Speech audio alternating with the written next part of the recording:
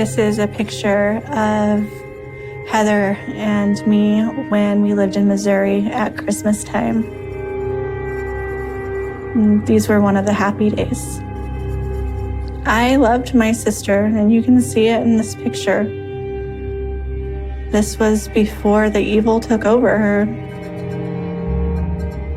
And it's hard to connect the dots of who she was in this photo to what she became and what she is today.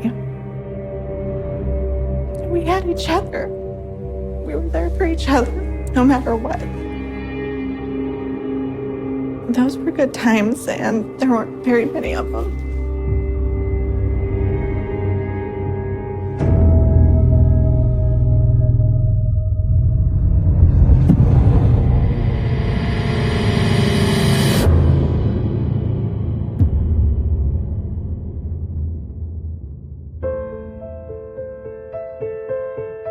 There are 3 of us, myself, and my brother David, and my sister Heather.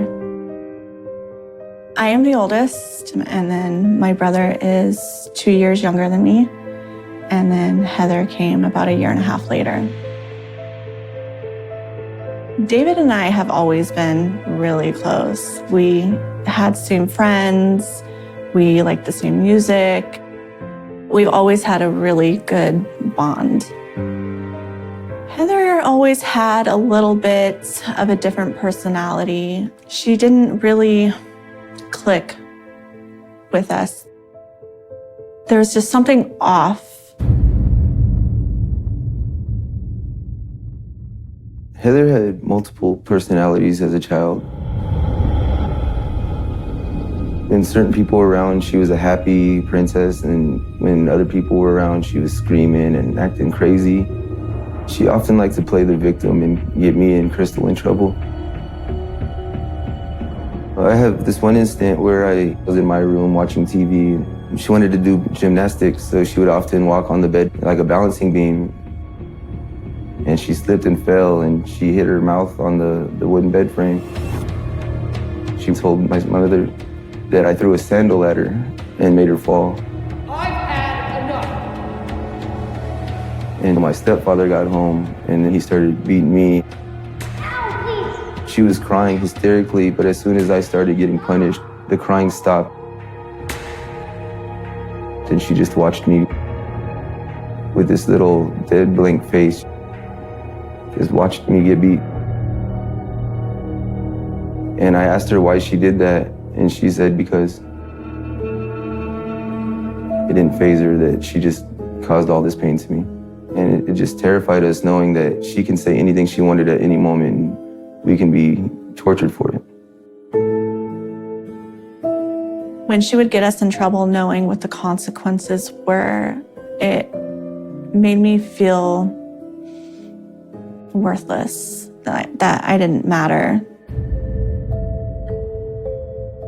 Looking back, I think that Heather's evilness started then at a young age. I think she enjoyed watching others get hurt, and she was just taking notes for when she got older.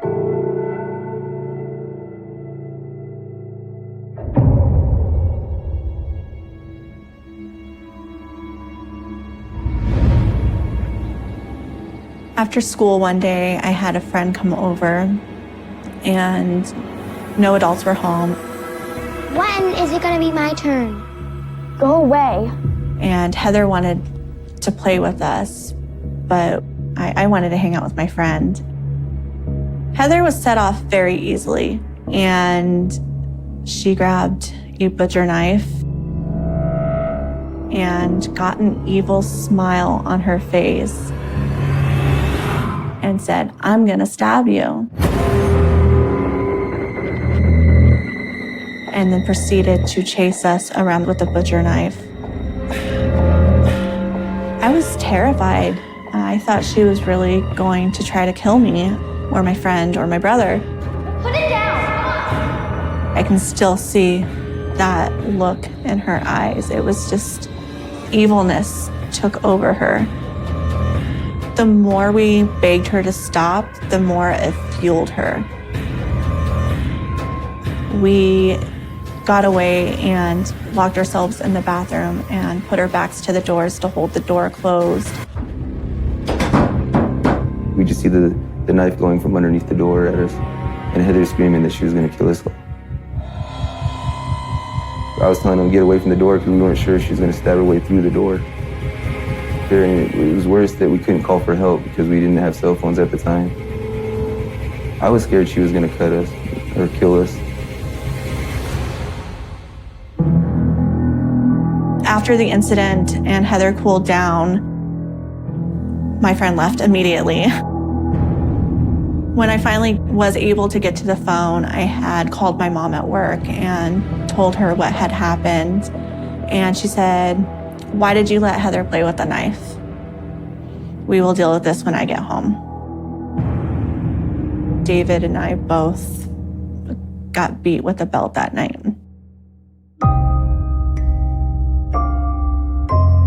Heather got to kind of just sit back and not just kind of peek, but she would make eye contact with us and just watch it.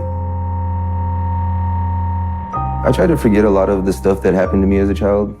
I get bits and pieces, but there was a lot of things done to me that no kid should have ever gone through. As we got older, my mom came up with new punishments because it wasn't hurting us enough. The punishments that we did were insane. It was more torture than a punishment. And I'll never understand why my mother let that happen to us. It's just reliving all these childhood memories that I forgot about. They're all just kind of rushing back to me.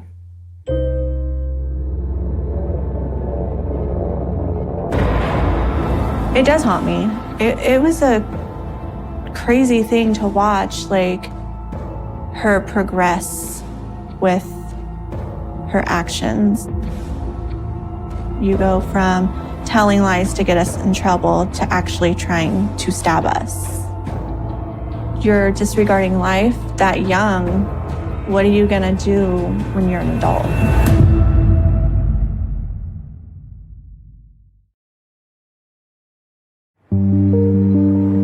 When I was 16, I ended up getting pregnant and married.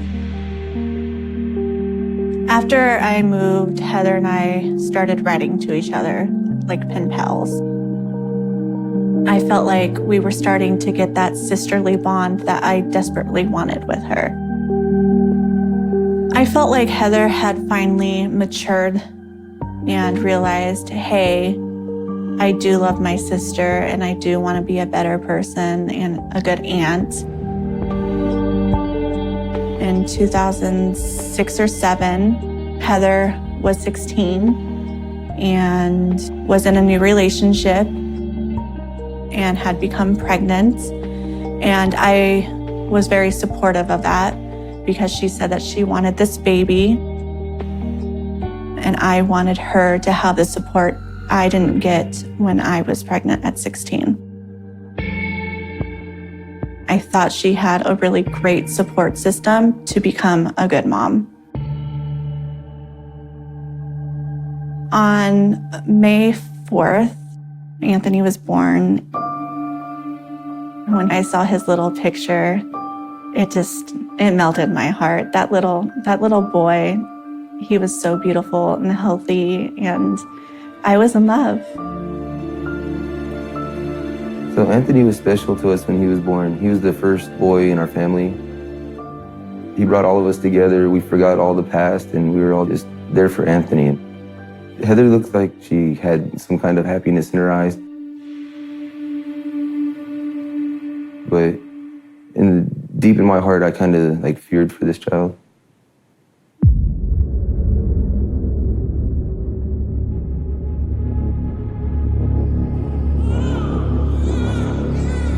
Once Heather moved in, we realized she wasn't being the mother that we thought she was. Anthony's father was doing a lot of the work. You need to be a mother or don't do anything. We would hear Anthony crying at the night because Heather wouldn't want to wake up. Heather's and Anthony's father's relationship was shaky. He is a baby. He's going to cry no matter what I do. You can hear all the arguing and fighting. And they would argue over drug usage and not taking care of the baby and accusing somebody of cheating. It wasn't as good a relationship as it looked like in the public's eye.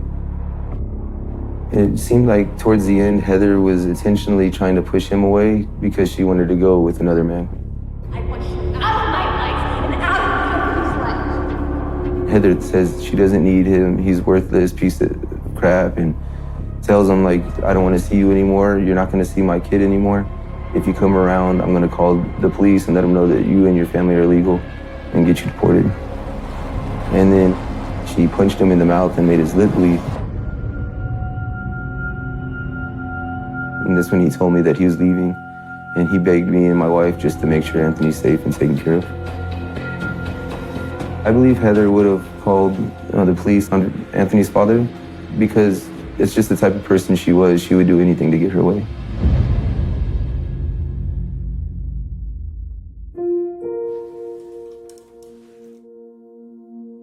This is a picture of me and Anthony. Miss his smile.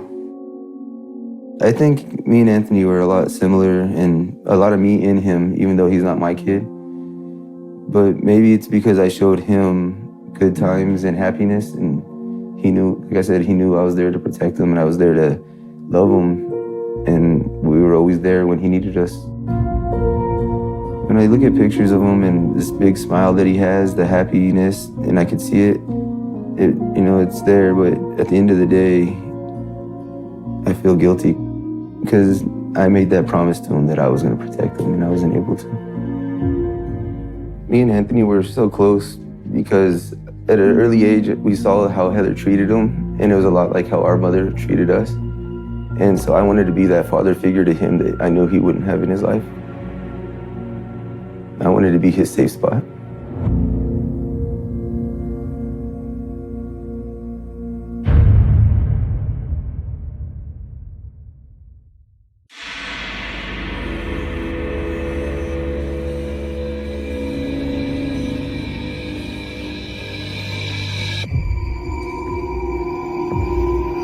Heather had a very short fuse when it came to her own children.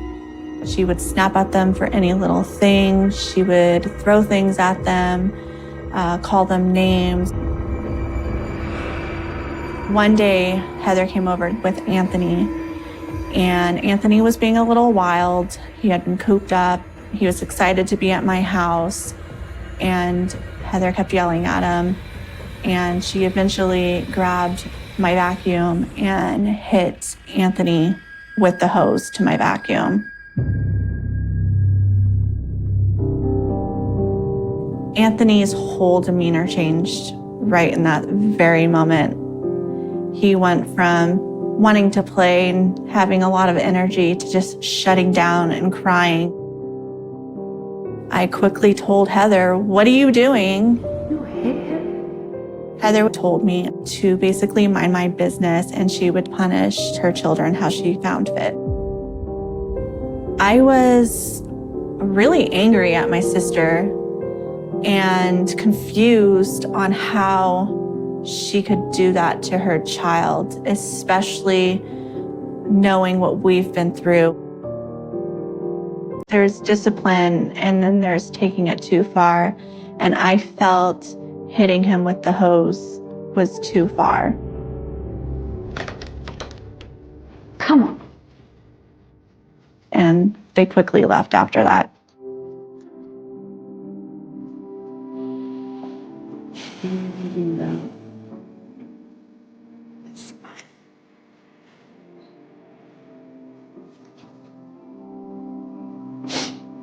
He had such a good smile. Contagious.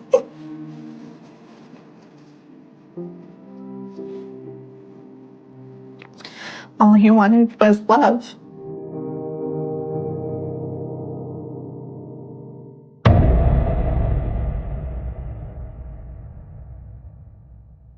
I'm out here doing some follow-up on a referral called into Children's Services. Yesterday, late afternoon, early evening. So it must have been baby daddy. Hi, buddy. How are you? At this point, I had already made several reports to the Department of Children and Family Services, and nothing was taken seriously. Heather always had a believable excuse for it. Oh, this kid threw a toy at that kid, and that's where that bruise came from, or this kid ran into the coffee table when they were running and fell. They got into, brothers fighting. And, Okay. Junior had scratches from Angel digging his nails into him. Okay. And then Angel had a little bruise right here. Heather didn't know I was responsible for DCFS showing up at her front door. If Heather knew I was the one making reports, she would have cut me off and I would have never seen the kids again. So for me, it was very frustrating and heartbreaking that nothing was being done. Okay. All right. Thank you. Have a good day. You too.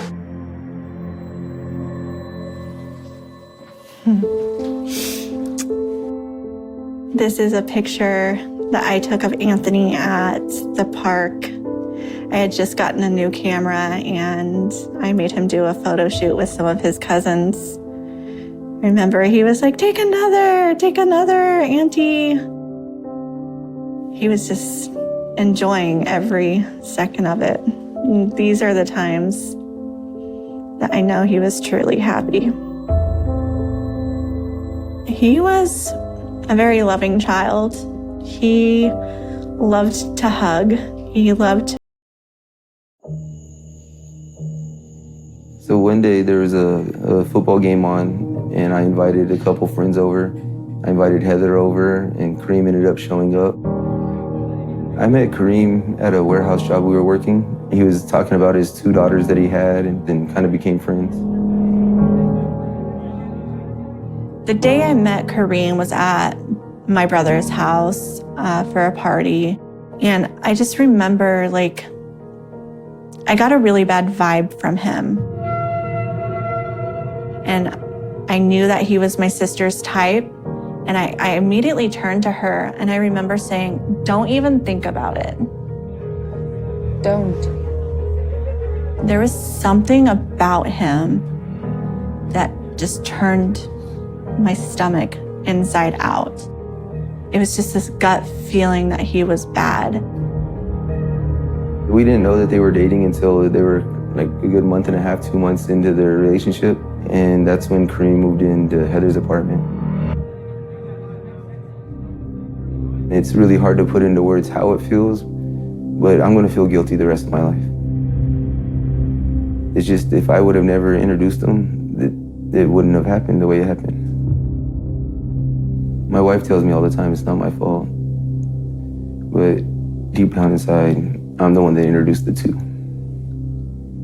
And that's how I'm gonna feel probably for the rest of my life.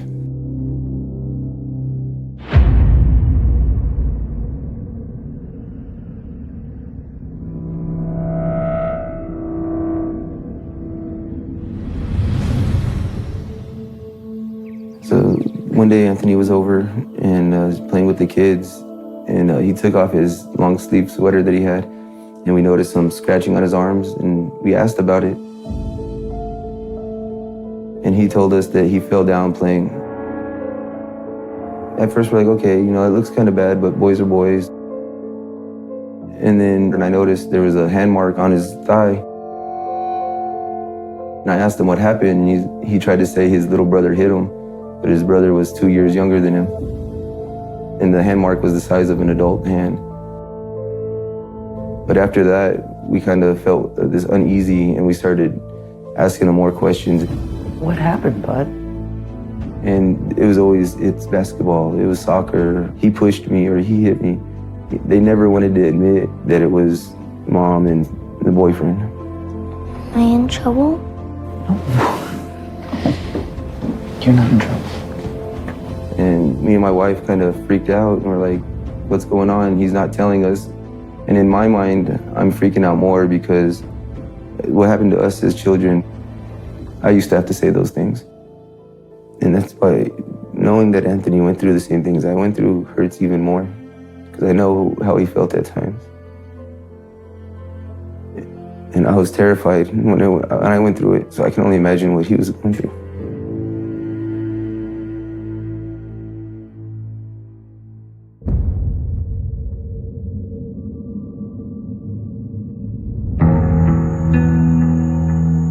So one day, Anthony and his siblings were over at our house, and Anthony's sibling asked to use the restroom.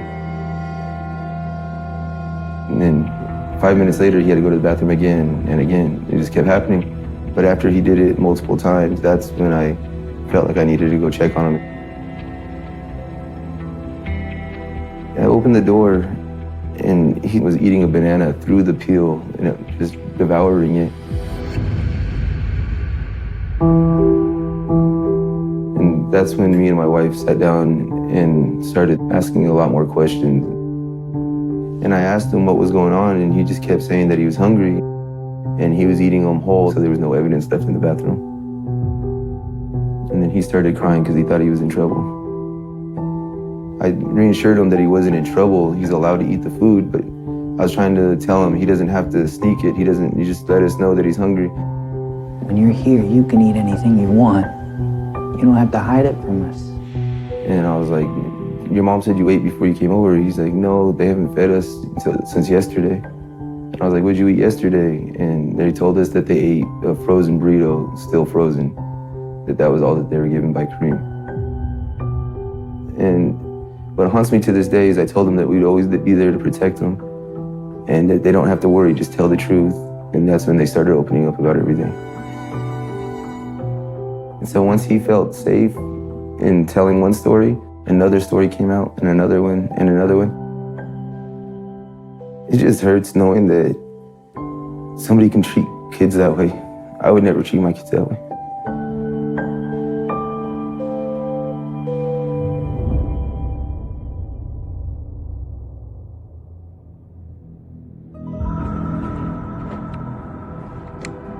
There was so much going on that we didn't even have a clue about until that day.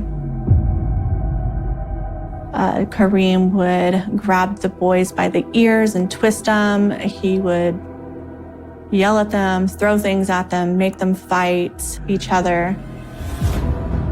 They were taking food out of the trash and eating that just to get something to eat. And I told David, we have to do something. It's only getting worse. And David said, I'm gonna call 911 when Heather shows up. It was such a risky call for us. We were gonna lose the kids and access to the kids if the allegations were made and Heather got the kids back. But something had to be done. And we were willing to take that risk to try to help our nieces and nephews.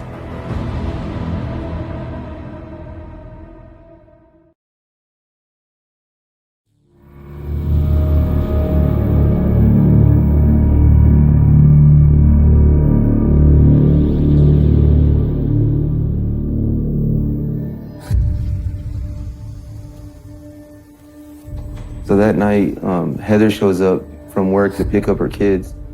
Where are the boys? And that's when we tell her, you're not taking the kids home, we're keeping them. And Heather tried to force her way upstairs, and my wife just blocked the stairway. My priority was always the kids first, and then my sister. And when I looked at her, she wasn't quite human to me anymore. She had become this monster in very slow motion to me. Right there and then we called 911.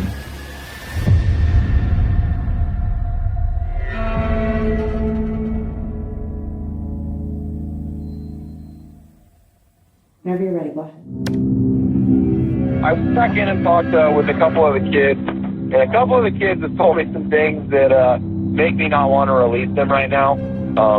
I'm not going to release them.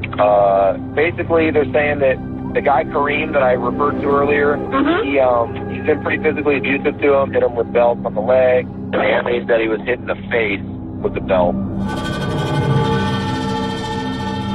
Apparently, he held the youngest by his ankles over the flight of stairs. I tend to believe the kids, they seem pretty shooken up when I talked to them about it. Mom, at this point, says she's willing to leave them here with brother. Brother is willing to have them stay here. This is an audio recording of the deputy that came out to my house the night that I called 911. He made the decision that those kids weren't going home that day. At that point, we were basically telling those kids that they can live with us and that we will be their parents from now on. The kids cheered when they found out that they got to stay with us. They actually smiled and jumped up in happiness and hugged us like we were their new parents.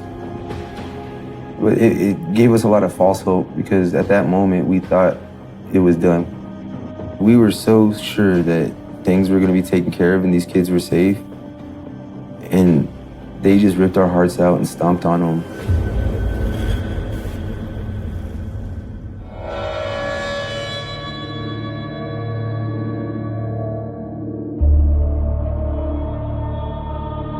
Heather told them Kareem was never going to be around anymore. They were going to go to the park. Their lives were going to be happy. She was going to be a better mom. But the kids had to tell everybody that they were lying. And that's what they did. And they told me that at the end of the week, we were going to have to return the kids. And I begged with them and I pleaded with them and I told them that if they return these kids within 5 years, one of them would be dead.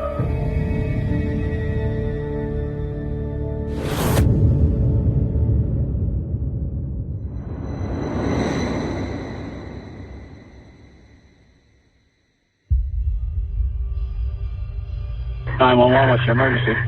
My son's not breathing. What's that? My son's not breathing. Okay, what's your address? 516. Come on, can you hurry up? What happened? No, he hit his head yesterday, and Okay. he was fine, and then today he was acting like kind of weird. Just kind of out of it? He's not breathing. That was the 911 call Heather made on June 20th.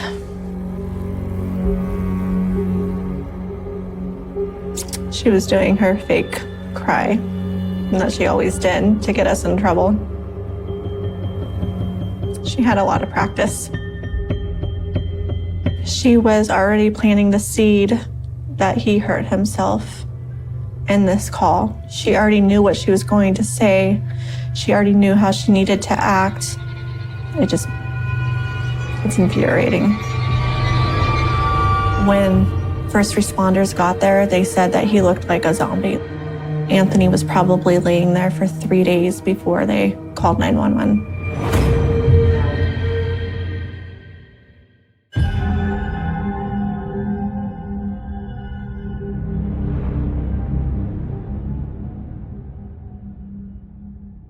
So when Maria arrived at the hospital, she realized Anthony was on life support. The way Maria described him said he wasn't recognizable. He was so skinny. He was taller than we remember. All his ribs were exposed. He had like no muscle on his arms. It was just super skinny. She said his eyes were sunken in and dark, bloodshot. She asked Heather what really happened because she can tell this wasn't an accident. And Heather got upset and asked the sheriff that was standing outside the room if she could have Maria. This is a picture of Anthony in the hospital, hooked up to all the tubes and wires that were keeping him alive.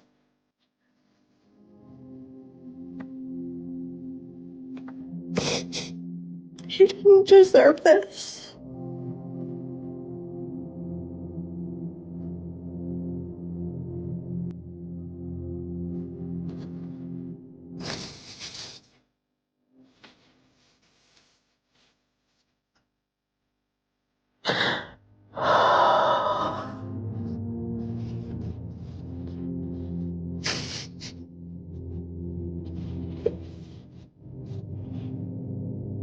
I can't look at this. I'm sorry.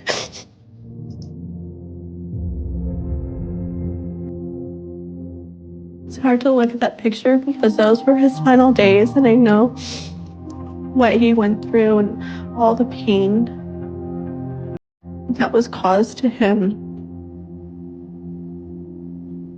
And that my sister did it to him and her boyfriend. And he didn't do anything to deserve that. There's nothing in the world he could have done to deserve that. About 6 o'clock in the morning, I received a phone call from Maria saying that they were going to take Anthony off of life supports,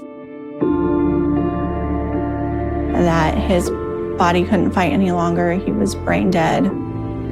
And just 30 minutes later, Anthony was gone.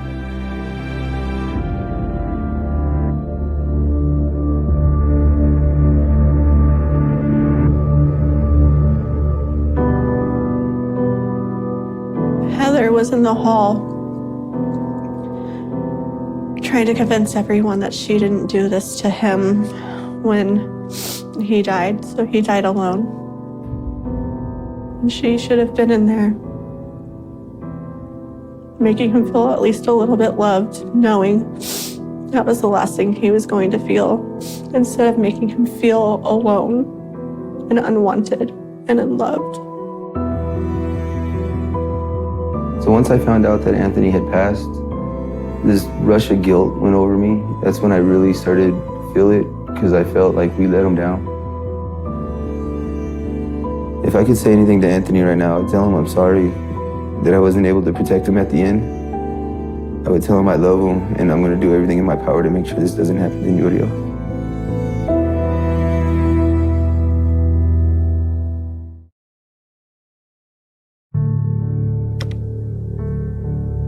He's got cigarette burns all over him. I really doubt that. He does. He's got rug burns all over his body too, that somebody was dragging him throughout the house. No. There's also a puddle of blood in his bedroom. Okay. That was him and Junior fighting in the room. And they Junior were fighting. He was, yes, he threw him. A puddle of blood. What do you want me to say? I didn't do it. Junior's 7 years old. So when did they fight? They always fight. And they fight to where a puddle of blood is caused? And you're telling me a 7-year-old did that? I didn't say he did that. You asked me what happened there.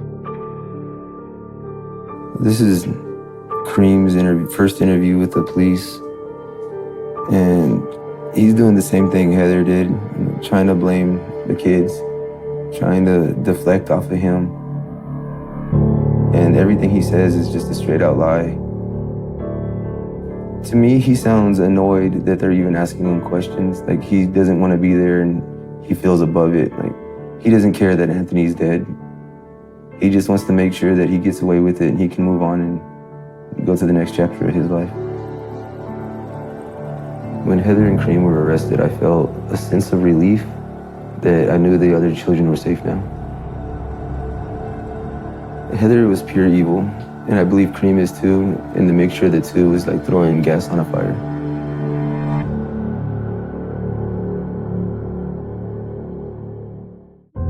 Heather Barron faces murder and torture charges for killing her 10-year-old son, Anthony Avalos. The first time I saw Heather in the courtroom, she wouldn't look at us. She had a very smug look on her face. She didn't show any emotion, and it was very infuriating. There were so many times I just wanted to jump over and just like shake her and be like, what is wrong with you? Why are you like this? How do you not feel sad that your child is dead?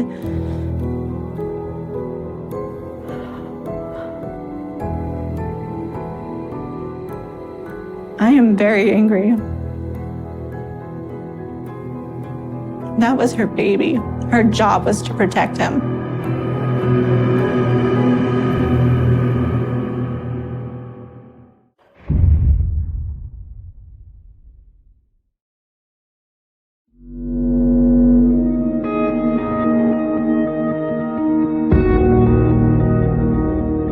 The grand grand jury thought that there was enough evidence for the death penalty to be okayed for punishment. And then when the new district attorney of Los Angeles took over in office, he took it off the table. But for me, it's what she deserved. I never thought I would say my sister deserves the death penalty, but that day has come and she's no longer my sister.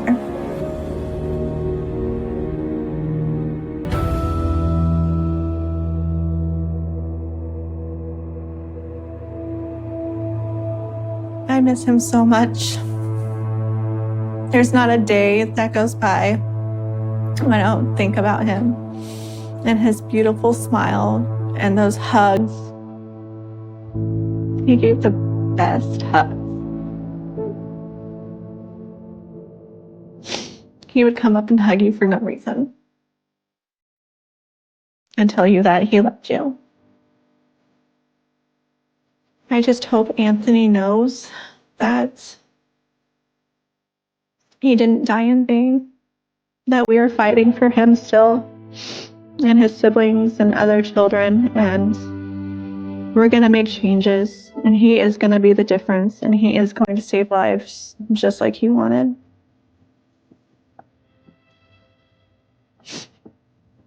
I miss him so much.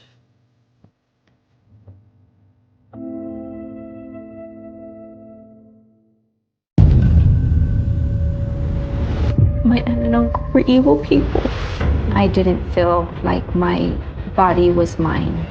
I wanted to kill them in their sleep because I was in so much pain. That's how far they pushed me, almost becoming a murderer. There is a terrifying vulnerability in the way society conditions us to identify danger. From a very young age, we are taught to fear the shadows, to avoid the dark alleys, to run from the stranger with the menacing scowl. We are instructed to look for the obvious signs of a predator, to trust our instincts when someone appears dangerous, and to seek out the safety of the familiar. But this deeply ingrained survival mechanism possesses a fatal flaw. It leaves us entirely unprepared for the monster that does not hide in the dark, but instead walks comfortably in the bright, sweltering daylight of a Texas afternoon. It leaves us defenseless against the predator who wears a gentle smile, who speaks with a soft, polite voice, and who seamlessly integrates himself into the very fabric of a tight-knit community. The most dangerous evil is rarely the one that forces its way through the back door in the dead of night. The most profound and devastating evil is the one that is invited through the front door, welcomed with open arms, and trusted implicitly by the most innocent among us. This is the story of an evil that did not need to hide its face because its face was the very mask of benevolence. It is a story that unfolds not in isolated, shadowy corners, but in the bustling, sun-drenched neighborhoods of Houston, Texas, during the early years of the 1970s. Between the years of 1970 and 1973, a quiet, unassuming residential area known as the Heights became the hunting ground for one of the most prolific, brutal, and deeply disturbed serial killers in the history of the United States. This was a time before the widespread awareness of serial predators, a time when neighborhoods still operated on a profound level of implicit trust, and a time when a missing teenager was all too easily and tragically dismissed by authorities as a mere runaway. At the center of this unfathomable darkness stood a man named Dean Arnold Corll. Born in 1939, Corll presented a flawless facade to the world around him. To his neighbors, his acquaintances, and the families who lived on his street, he was the absolute embodiment of harmless normalcy. He was known to be exceptionally polite, carrying himself with a quiet, respectful demeanor that immediately disarmed any potential suspicion. He was recognized as a religious man, someone who appeared to uphold the moral standards expected of a decent, law-abiding citizen. He lived a seemingly quiet life, never drawing negative attention to himself, never causing disturbances, and never exhibiting the erratic behaviors that one might associate with a violent criminal. But Corll possessed an additional layer to his public persona, one that made him uniquely magnetic to the youth of Houston. His family owned and operated a local business known as the Pekinet Candy Company. This association with sweets provided Coral with the ultimate tool for manipulation. He became affectionately known throughout the community as the Candyman. It was a moniker given with endearment, a title earned through his consistent habit of distributing free candy to the children and teenagers who lived and played in the Heights neighborhood. He was the friendly local businessman, the generous neighbor who always had a treat to offer, the safe adult whom parents implicitly trusted around their children. Coral meticulously cultivated this environment of safety and attraction.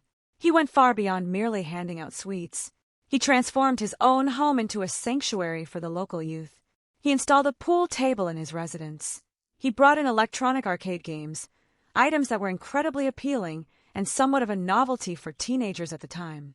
His house became the ultimate gathering spot, a place where young boys could hang out, play games, escape the Texas heat, and socialize in an environment that felt completely free of judgment or danger. He positioned himself not as an authority figure to be rebelled against, but as a cool, generous older friend. He built a trap constructed entirely of sugar, entertainment, and false security, and he left the door wide open. However, the true horror of Dean Coral's operation was not merely his own deceptive facade.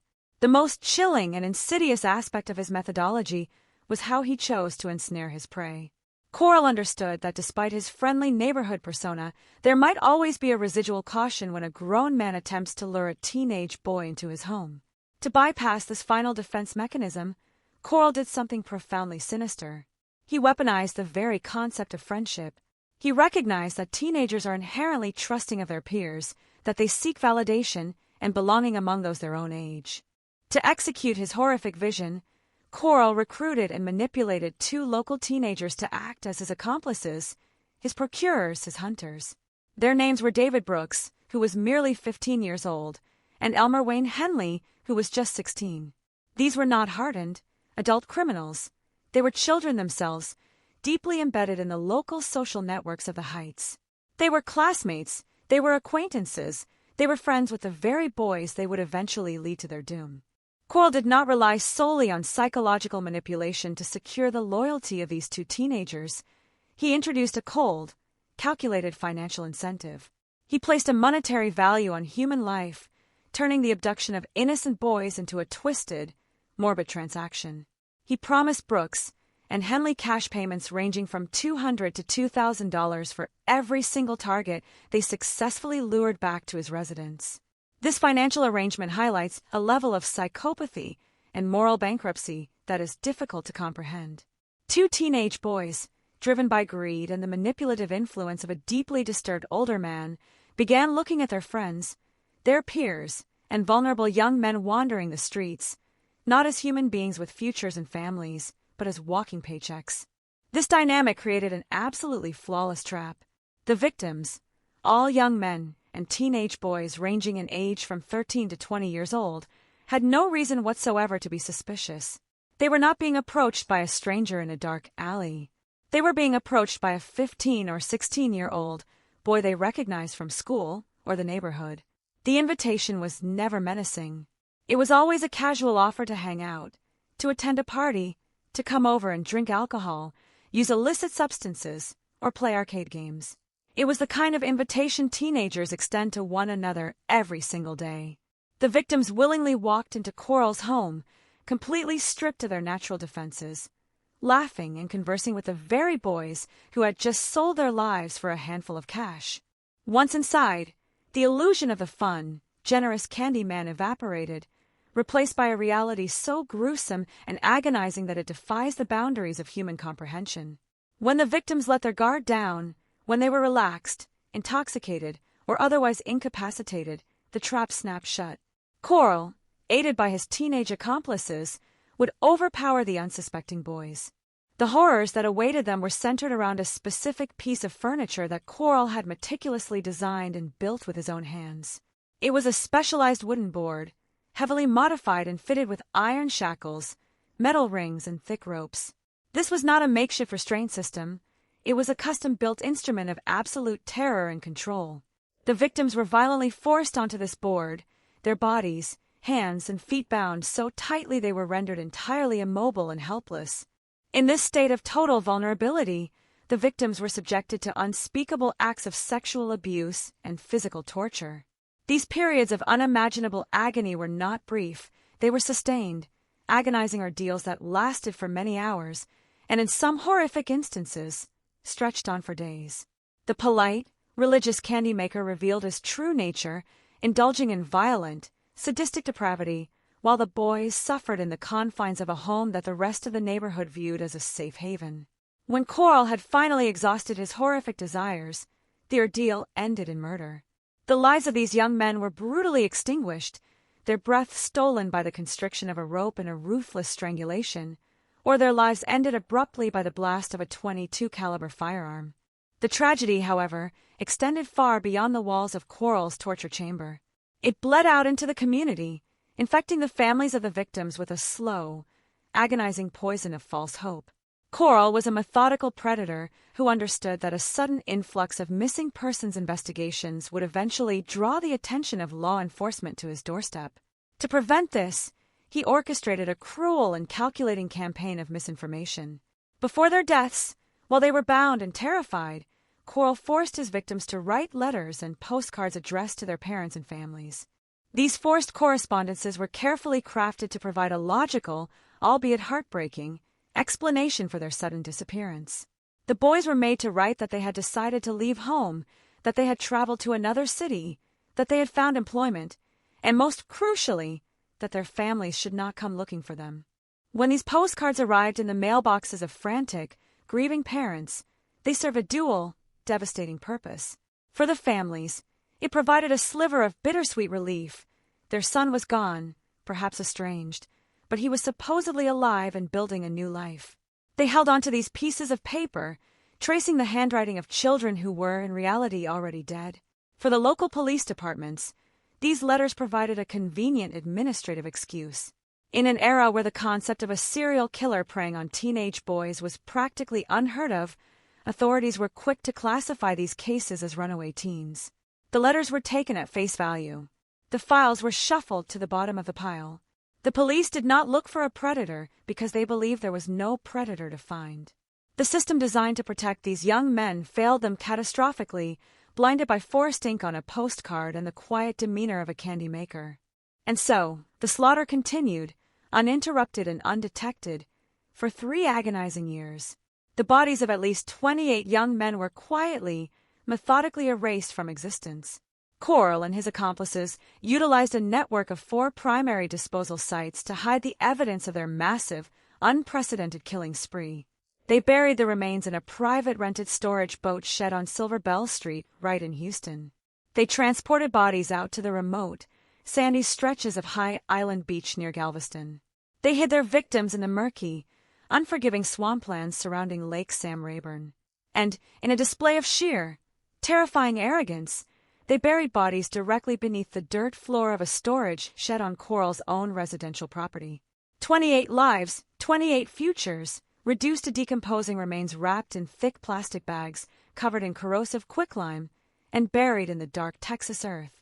For 3 years, Dean Coral operated in a terrifying void of accountability, a mastermind of manipulation who turned the innocence of youth and the trust of a community into a mechanism for mass murder. He was the monster who hid in plain sight, protected by his politeness, his candy, and the horrific complicity of the teenagers he paid to bring him his prey. It seemed as though the darkness would stretch on indefinitely, that the missing boys would forever remain classified as runaways, their true fates known only to the candy maker and his young accomplices. But every illusion, no matter how carefully constructed, possesses a breaking point. Every partnership forged in blood, and greed is destined to fracture.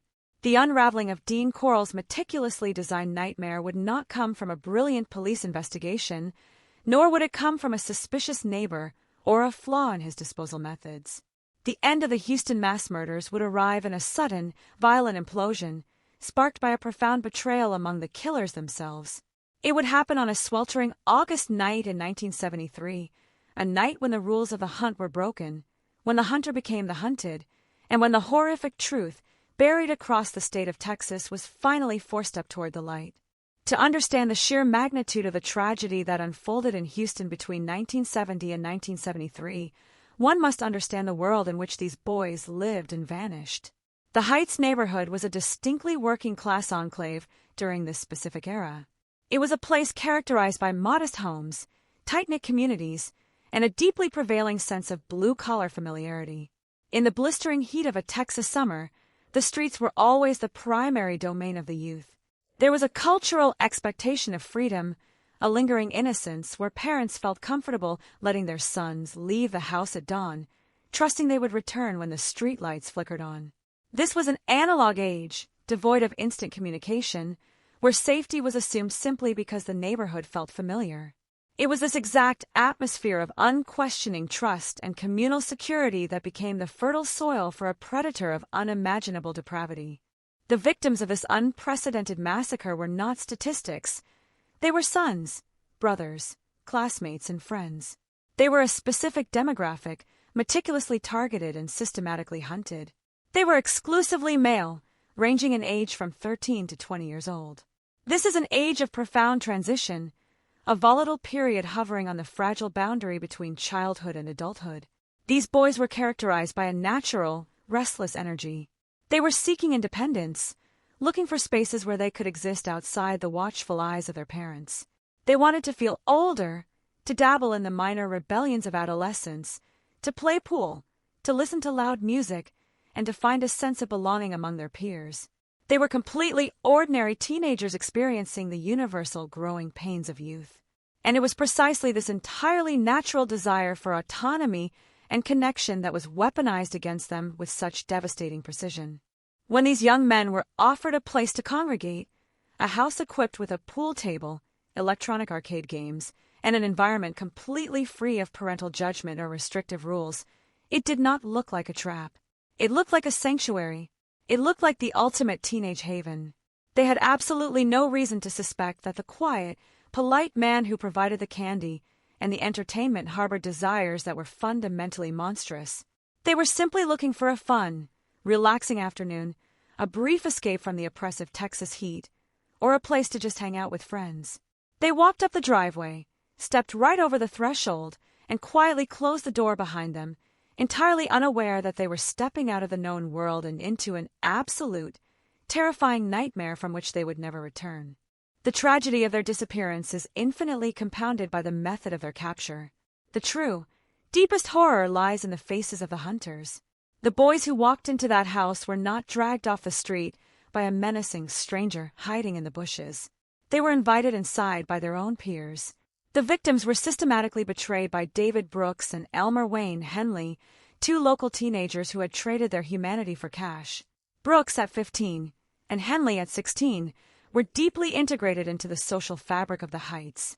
They knew the young victims. They went to the same schools, walked the same sidewalks, and understood the social dynamics of the neighborhood. The victims trusted Brooks and Henley because they were deeply familiar.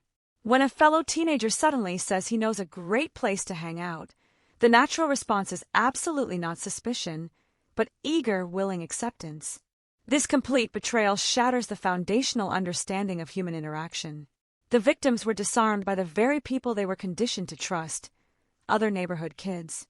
As they sat in that house, perhaps sharing a drink or playing a simple game, the realization of what was about to happen must have been a truly apocalyptic fracture of their reality. The friendly faces of their peers transformed into the cold, calculating eyes of accomplices to murder.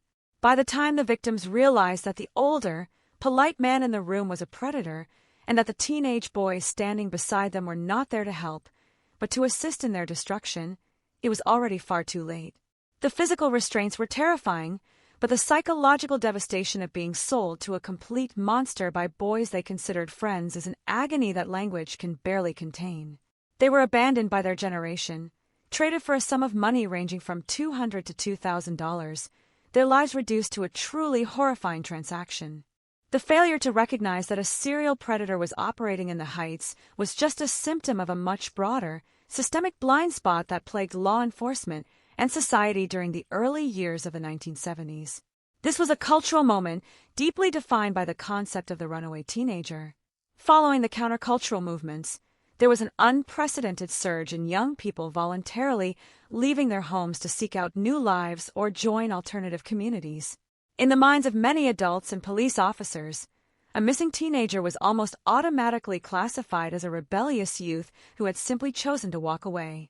The possibility that a quiet neighborhood was serving as the hunting ground for an organized, prolific mass murderer was an idea so completely incomprehensible that it was never even considered. When frantic, terrified parents contacted the local authorities to report their sons missing, they were met with a wall of administrative apathy. There were no national databases for missing children, no immediate Amber Alerts whatsoever, and no coordinated task forces ready to spring into action. The parents were often told to wait, told that boys that age tend to wander off, told that their lost sons would eventually come home when they ran out of money or grew tired of the streets.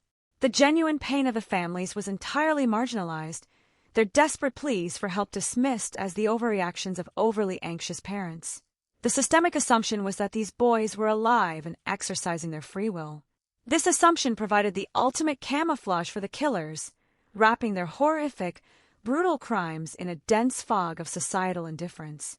This societal blind spot was masterfully and very cruelly exploited by the predator. To ensure that the police would never look closely at the disappearances, a calculated strategy of psychological warfare was deployed against the families of the victims. In the final, agonizing hours of their lives, while bound to a specialized wooden board and subjected to unimaginable torment, the victims were forced to perform one final, truly heartbreaking task. They were forced to write letters or postcards to the grieving parents who were desperately, frantically searching for them. These handwritten notes were meticulously dictated to convey a highly specific, false narrative. The victims were made to write that they had left home on their own accord, that they had traveled to a different city, that they had secured a brand new job, and that their parents should simply stop looking for them. The arrival of these letters in the mailboxes of grieving families is perhaps one of the absolute most profoundly cruel elements of this entire tragedy. For a parent whose child has vanished into thin air, a piece of mail bearing their child's handwriting is a literal lifeline. It was a tangible piece of evidence that their son was still alive, breathing, and existing somewhere in the world. Families clung to these postcards with immense, desperate hope. They read and reread the words, trying to find comfort in the false assurances, completely unaware that the hands that penned those words were already completely cold, and the boys they loved were already buried in a dark rented storage shed on Silver Bell Street, or hidden beneath the sands of High Island Beach, or sinking into the swamplands surrounding Lake Sam Rayburn. The letters were a grotesque illusion, a venomous gift designed entirely, specifically to protect the killers. For the local police departments, these forced letters provided exactly what the cunning killer intended, a definitive excuse to quickly close the files. When a parent brought a postcard to the precinct, showing that their son claimed to be working in another town, the authorities viewed the case as resolved. The letters validated their preconceived notion that the boys were simply runaways. It transformed a potential homicide investigation into a purely closed administrative matter. The police did not investigate the local postmarks. They did not question the sudden, uncharacteristic desire of these boys to sever all ties with their families, and they did not notice the terrifying pattern of young men vanishing from the exact same neighborhood. The letters effectively paralyzed the justice system, granting the perpetrators an invisible, impenetrable shield behind which they could continue their slaughter with absolute, total impunity. And so, the quiet massacre continued in the bright Texas daylight. Month after month, year after year, the number of missing boys quietly climbed. The neighborhood of the Heights was methodically being drained of its youth. 28 boys, 28 distinct lives filled with potential, laughter, and futures that would never be realized, were systematically erased. They were brothers who would never again share a room, sons who would never graduate, friends who would never return to the arcade. Their absences left gaping holes in the fabric of their families, while the rest of the city moved on, completely oblivious to the fact that a graveyard was expanding right beneath their feet. It is vital to center these boys, to remember them not merely as victims in a true crime narrative, but as innocent human beings who were profoundly failed by every system designed to protect them. They were failed by the peers they trusted, failed by the adult they viewed as a generous neighbor, and failed by a society that was too quick to look the other way. They died in unimaginable terror, surrounded by betrayal. Their tragedy remains a haunting reminder of the devastating consequences of societal assumptions and the chilling reality that true evil never warns you. The illusion of safety, no matter how meticulously constructed, inevitably carries within itself the seeds of its own destruction. For 3 agonizing years, the small residential neighborhood of the Heights in Houston, Texas, served as the silent theater for an unfathomable nightmare. 28 young men had walked into the modest home of a seemingly gentle, polite businessman, stepping willingly into a trap disguised as a haven of youth, and none of them had ever walked back out to tell the tale. The mastermind behind these atrocities, Dean Arnold Corll, operated with absolute impunity, shielded by his carefully cultivated persona as the generous Candyman, protected by the systemic apathy of authorities who lazily dismissed missing teenagers as runaways, and assisted by 2 teenage accomplices whose moral compasses had been entirely corrupted by greed and fear. Yet, the darkest secrets possess a gravitational pull, and the fragile, venomous alliance that held this trio together was destined to fracture. The unraveling of this macabre operation would not come from a brilliant breakthrough by local law enforcement, nor from the suspicious glance of a vigilant neighbor. Instead, the entire facade would come crashing down in a sudden, violent, and bloody implosion on a sweltering night in August 1973, a night that would permanently alter the history of American true crime. The events that led directly to the collapse of the killing empire began on the evening of August 7, 1972, or rather, August 7, 1973, during the humid depths of a Texas summer. Elmer Wayne Henley, now 16 years old and deeply entangled in the horrific machinery of Corll's crimes, was moving through his daily routine. Henley had long since crossed the threshold from a naive teenager into a hardened participant, having lured multiple young men to their deaths in exchange for the cash payments dangled by Corll. On this particular evening, Henley found himself interacting with individuals from outside their usual, tightly monitored circle of prey. He crossed paths with a 20-year-old young man named Timothy Curley, along with a 15-year-old girl named Rhoda Mehrhofer. For reasons that remain a stark deviation from the established patterns of the operation, Henley decided to invite Curley and Rhoda back to Corll's house to hang out, drink alcohol, and socialize. This seemingly casual decision would act as the ultimate catalyst, introducing an unpredictable element that the meticulous, control-obsessed Corll could not possibly tolerate. When Henley arrived at the residence on that fateful night with his companions, the atmosphere inside quickly shifted from a casual gathering to something deeply ominous. Dean Corll was immediately enraged. Throughout the entire duration of his horrific spree, Corll maintained strict, unyielding rules regarding his victims. His obsession was exclusively focused on young men and teenage boys, a specific target demographic that satisfied his twisted psychological urges. Bringing a female into his private sanctuary violated every core tenet of his carefully maintained operational security. Furthermore, bringing an older young man like Timothy Curley, who was 20 years old and possessed a greater capacity for resistance and independence, presented an unacceptable risk to the secrecy of the operation. Corll's frustration and anger mounted rapidly as the evening progressed, fueled by the intoxicating substances flowing through the house and his own deeply entrenched paranoia. The delicate power dynamic between the older serial killer and his teenage accomplices began to violently unravel under the crushing weight of this sudden protocol breach. As the night wore on and the heavy haze of drugs and alcohol settled over the room, the situation inside the house transformed into an active crisis. Corll, driven by his escalating rage and his absolute need for total control, decided to take drastic action.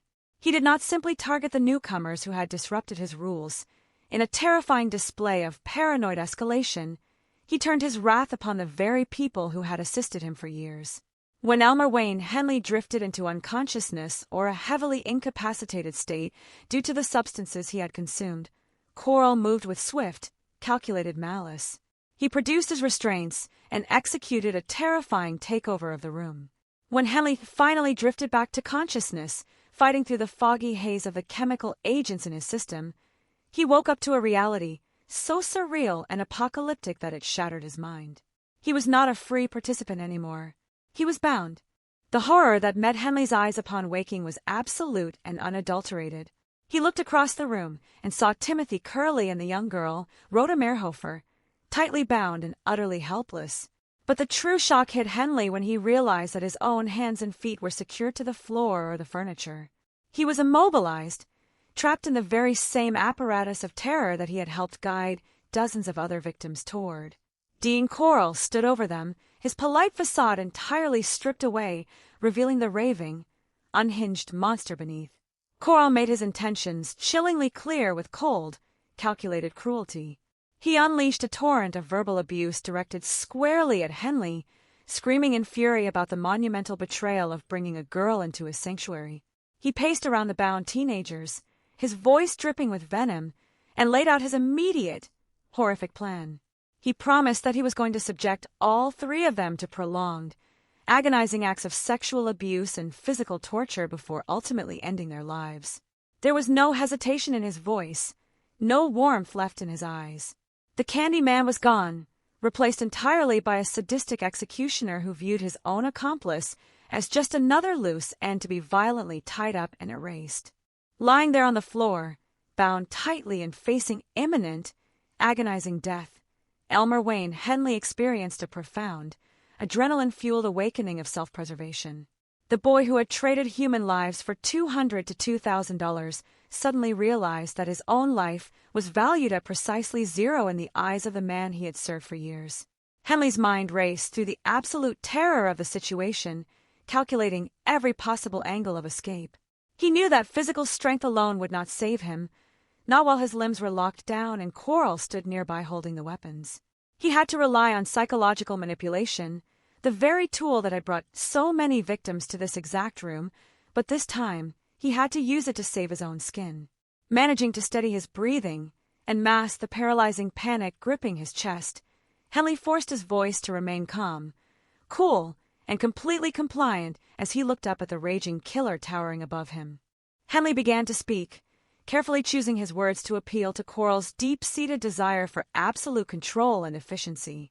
He looked the serial killer dead in the eye and began to lie with the practiced ease of a seasoned survivor. Henley told Coral that he completely understood why he was angry, validating the killer's warped perspective. He argued that tying up his own friends was a mistake born of foolishness rather than malice, and he offered a deal that played directly into Coral's desire to resolve the chaotic situation quickly. Henley pleaded with Coral to unbind him, promising that if he was set free, he would not run, he would not fight, and he would not scream. Instead, Henley looked at Coral and offered a chilling proposal. He would personally help Coral handle and dispose of Timothy Curley and Rhoda Merhofer. He framed himself not as a rebellious threat, but as the loyal, cooperative assistant ready to clean up the mess he had created. The tension in the room was suffocating. Every second stretched like an eternity as Dean Coral stared down at the bound teenager, weighing the risks, calculating the sincerity of the words, and debating whether to trust his most seasoned accomplice. The illusion of absolute dominance warred with the pragmatic desire to avoid a messy struggle. Ultimately, Coral's arrogance and his belief in his absolute psychological control over Henley won out. Believing that Henley was sufficiently cowed, terrified, and cooperative, Coral made the fatal, catastrophic mistake of his life. He stepped forward and began to undo the restraints holding Elmer Wayne Henley. He unlocked the bonds on the teenager's arms and legs, expecting Henley to immediately fall in line and assist with the brutal execution of the remaining captives. It was a moment of supreme hubris, the exact second where the scales of power tipped irrevocably and the hunter finally became the hunted. The very instant the final restraint fell away and Henley's limbs were granted freedom of movement, the psychological dam broke. All the years of suppressed horror, the lingering guilt of 1,000 betrayals, the terror of his own impending death, and the raw, primal instinct to survive coalesced into a singular, explosive action. Henley did not hesitate for a fraction of a second. As Coral turned his attention away or moved to secure his weapons, Henley's eyes locked onto a .22 caliber pistol resting nearby on the floor or a table, the very weapon of execution that Coral had used to snuff out the lives of so many innocent boys. Henley lunged forward with blinding speed, his hand snapping around the grip of the firearm before Coral, even had time to process the betrayal. The passive, compliant accomplice vanished, replaced by an instrument of sudden, lethal retribution. Before Dean Corll could utter a final command, before he could raise a hand in defense, or before the realization of his fatal miscalculation could fully register on his face, Elmer Wayne Henley pulled the trigger. The tight, enclosed space of the room erupted with the deafening roar of gunfire. Henley fired the weapon not just once in a panic, but repeatedly, discharging 6 bullets in rapid succession into Corll's body. The impact of the rounds tore through the serial killer with devastating force, shattering his illusions of invulnerability. Corll stumbled backward, his breath catching in his throat, his eyes wide with shock as the absolute reality of his own mortality crashed down upon him. He collapsed heavily onto the floor, the blood pooling rapidly around him as his body spasmed and went still. The reign of the Candyman had come to a violent, definitive, and bloody end, extinguished by the very teenage monster he had created and nurtured in the shadows of the Houston Heights. Silence descended upon the room, broken only by the ragged, terrified breathing of Henley, Curly, and Rhoda. The air hung thick with the acrid smell of gunpowder, copper, and warm blood. For a few long, surreal moments, none of them moved. The monster who had terrorized the youth of Texas for 3 long years was lying motionless on the floor, reduced to a fragile shell of flesh and bone. Henley stood over the body, the smoking gun still clutched in his trembling hand, the adrenaline slowly beginning to recede and leave behind a hollow, numbing realization of what had just transpired. He had survived the night, but in doing so, he had crossed a permanent boundary from which there was no possible return. He had killed the master, but the ghosts of 28 missing boys were suddenly crowding into the room, demanding a reckoning that could no longer be delayed or denied. The nightmare inside the house was over, but the monumental task of dragging the unfathomable darkness out into the blinding light of day was only just beginning. The smoke from the .22 caliber firearm slowly dissipated into the heavy, humid air of the room, leaving behind an acrid scent that signaled the permanent death of an era of terror. Dean Arnold Corll lay motionless on the floor, his reign as the Houston Candyman abruptly and violently terminated by the very teenage accomplice he had tried to bind in silence. For a few long, surreal moments, the only sounds in the confined space were the ragged, desperate gasps for air from Elmer Wayne Henley, Timothy Curley, and Rhoda Meerhofer. The immediate danger had been neutralized, but the psychological earthquake triggered by the gunfire was only just beginning. Henley stood over the body of the man who had orchestrated years of unspeakable horrors, holding the smoking weapon with hands that shook violently as the full, crushing weight of reality finally settled over his mind. He knew with absolute certainty that there was no turning back, no way to bury the secret, and no possibility of walking away from what had just transpired. The protection of the master was gone, and the dark empire built on sugar, manipulation, and blood had completely collapsed in a matter of seconds. Driven by a mixture of shock, adrenaline, and an instinctual realization that he needed to report what had happened before the situation spiraled even further out of control, Henley made a decision that would crack open a locked door to a mass grave. He walked over to the telephone and dialed the number for the Houston Police Department. When the dispatcher answered, Henley's voice was remarkably steady yet laced with an underlying, chilling exhaustion. He did not attempt to fabricate a complex cover story or conceal his identity. Instead, he made a direct, unvarnished statement that sent immediate shockwaves through the dispatch center. He informed the authorities that a shooting had taken place at the residence, that a man was dead on the floor, and that he was the person who had pulled the trigger. He instructed the police to come to the address immediately, making it clear that they would find more than just a domestic dispute or a routine robbery gone wrong once they stepped across the threshold. Within a remarkably short span of time, the quiet residential street in the Heights was pierced by the flashing red and blue lights of emergency vehicles. Police cruisers converged on the house, officers stepping out with weapons drawn, anticipating a volatile and dangerous crime scene. Instead, they were met by a visibly shaken teenage boy holding a firearm, standing near the motionless body of Dean Corll, alongside 2 other terrified youths who were still bound and restrained. The initial moments of the police response were defined by confusion and high tension. Officers secured the premises, disarmed Henley, and untied Curly and Rhoda, taking the survivors into immediate protective custody. As the first wave of investigators surveyed the room, inspecting the body of the middle-aged man lying in a pool of blood, they quickly realized they were dealing with something far more complex and sinister than a simple neighborhood shooting. The polite candy man, known to the community as a quiet, religious, and harmless businessman, was dead, and the teenage boy standing before them was not just a victim of a hostage situation, but an active participant in an unfolding nightmare. Elmer Wayne, Henley was transported to the police station, where he was placed in an interrogation room. In those initial hours of questioning, the psychological armor that Coral had maintained over his young accomplices for years began to completely disintegrate. Henley was exhausted, traumatized by the night's events, and overwhelmed by the sudden realization that the terrifying bubble of control he had lived inside had popped forever. As experienced homicide detectives pressed him for details, probing into why Coral had turned on them and what was happening in the house, Henley began to speak. What started as a disjointed confession about the immediate events of the night quickly expanded into a sprawling, horrifying narrative that completely shattered the detective's comprehension of local crime.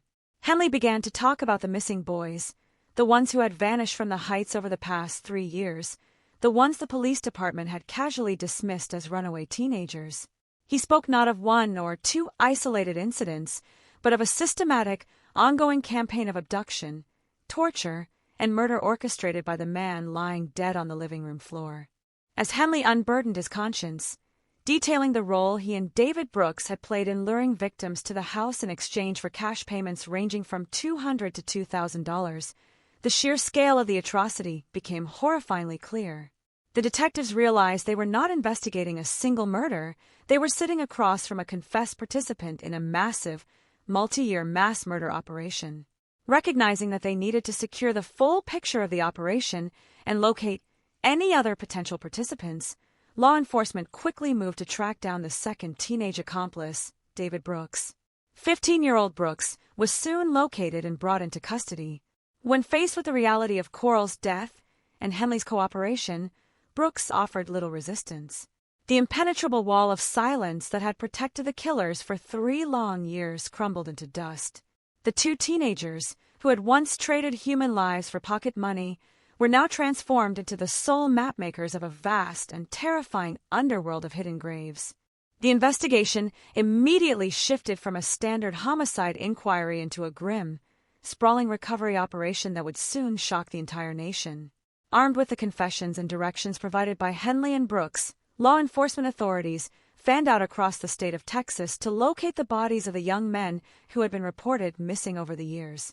The killers led investigators to 4 primary disposal sites where the evidence of their massive killing spree had been quietly hidden away. The first major location was a private rented storage boat shed situated on Silver Bell Street, right in the heart of Houston. When officers arrived at the storage facility and prepared to open the unit, they were met with a heavy, oppressive atmosphere. Upon breaking the seals and stepping inside, they were confronted by an overwhelming, nauseating stench of decomposition that confirmed the worst fears of the investigative team. Hidden within the confines of the storage shed were the tragic remains of multiple victims, carefully concealed and forgotten by a city that had no idea what was festering in its midst. The search did not stop at the Silver Bell storage unit. The map of horrors extended far beyond the immediate neighborhood, stretching across remote and desolate landscapes in Texas. Investigators were led to the windswept, sandy stretches of High Island Beach near Galveston, where the shifting coastal dunes had served as a silent hiding place for human remains. They were directed toward the murky, unforgiving swamplands surrounding Lake Sam Rayburn, where the dense vegetation and dark, stagnant waters made the task of recovery an agonizing ordeal for forensic teams. Perhaps most chillingly of all, investigators were led right back to the source, discovering that victims had been buried directly beneath the dirt floor of a storage shed located on Coral's own residential property.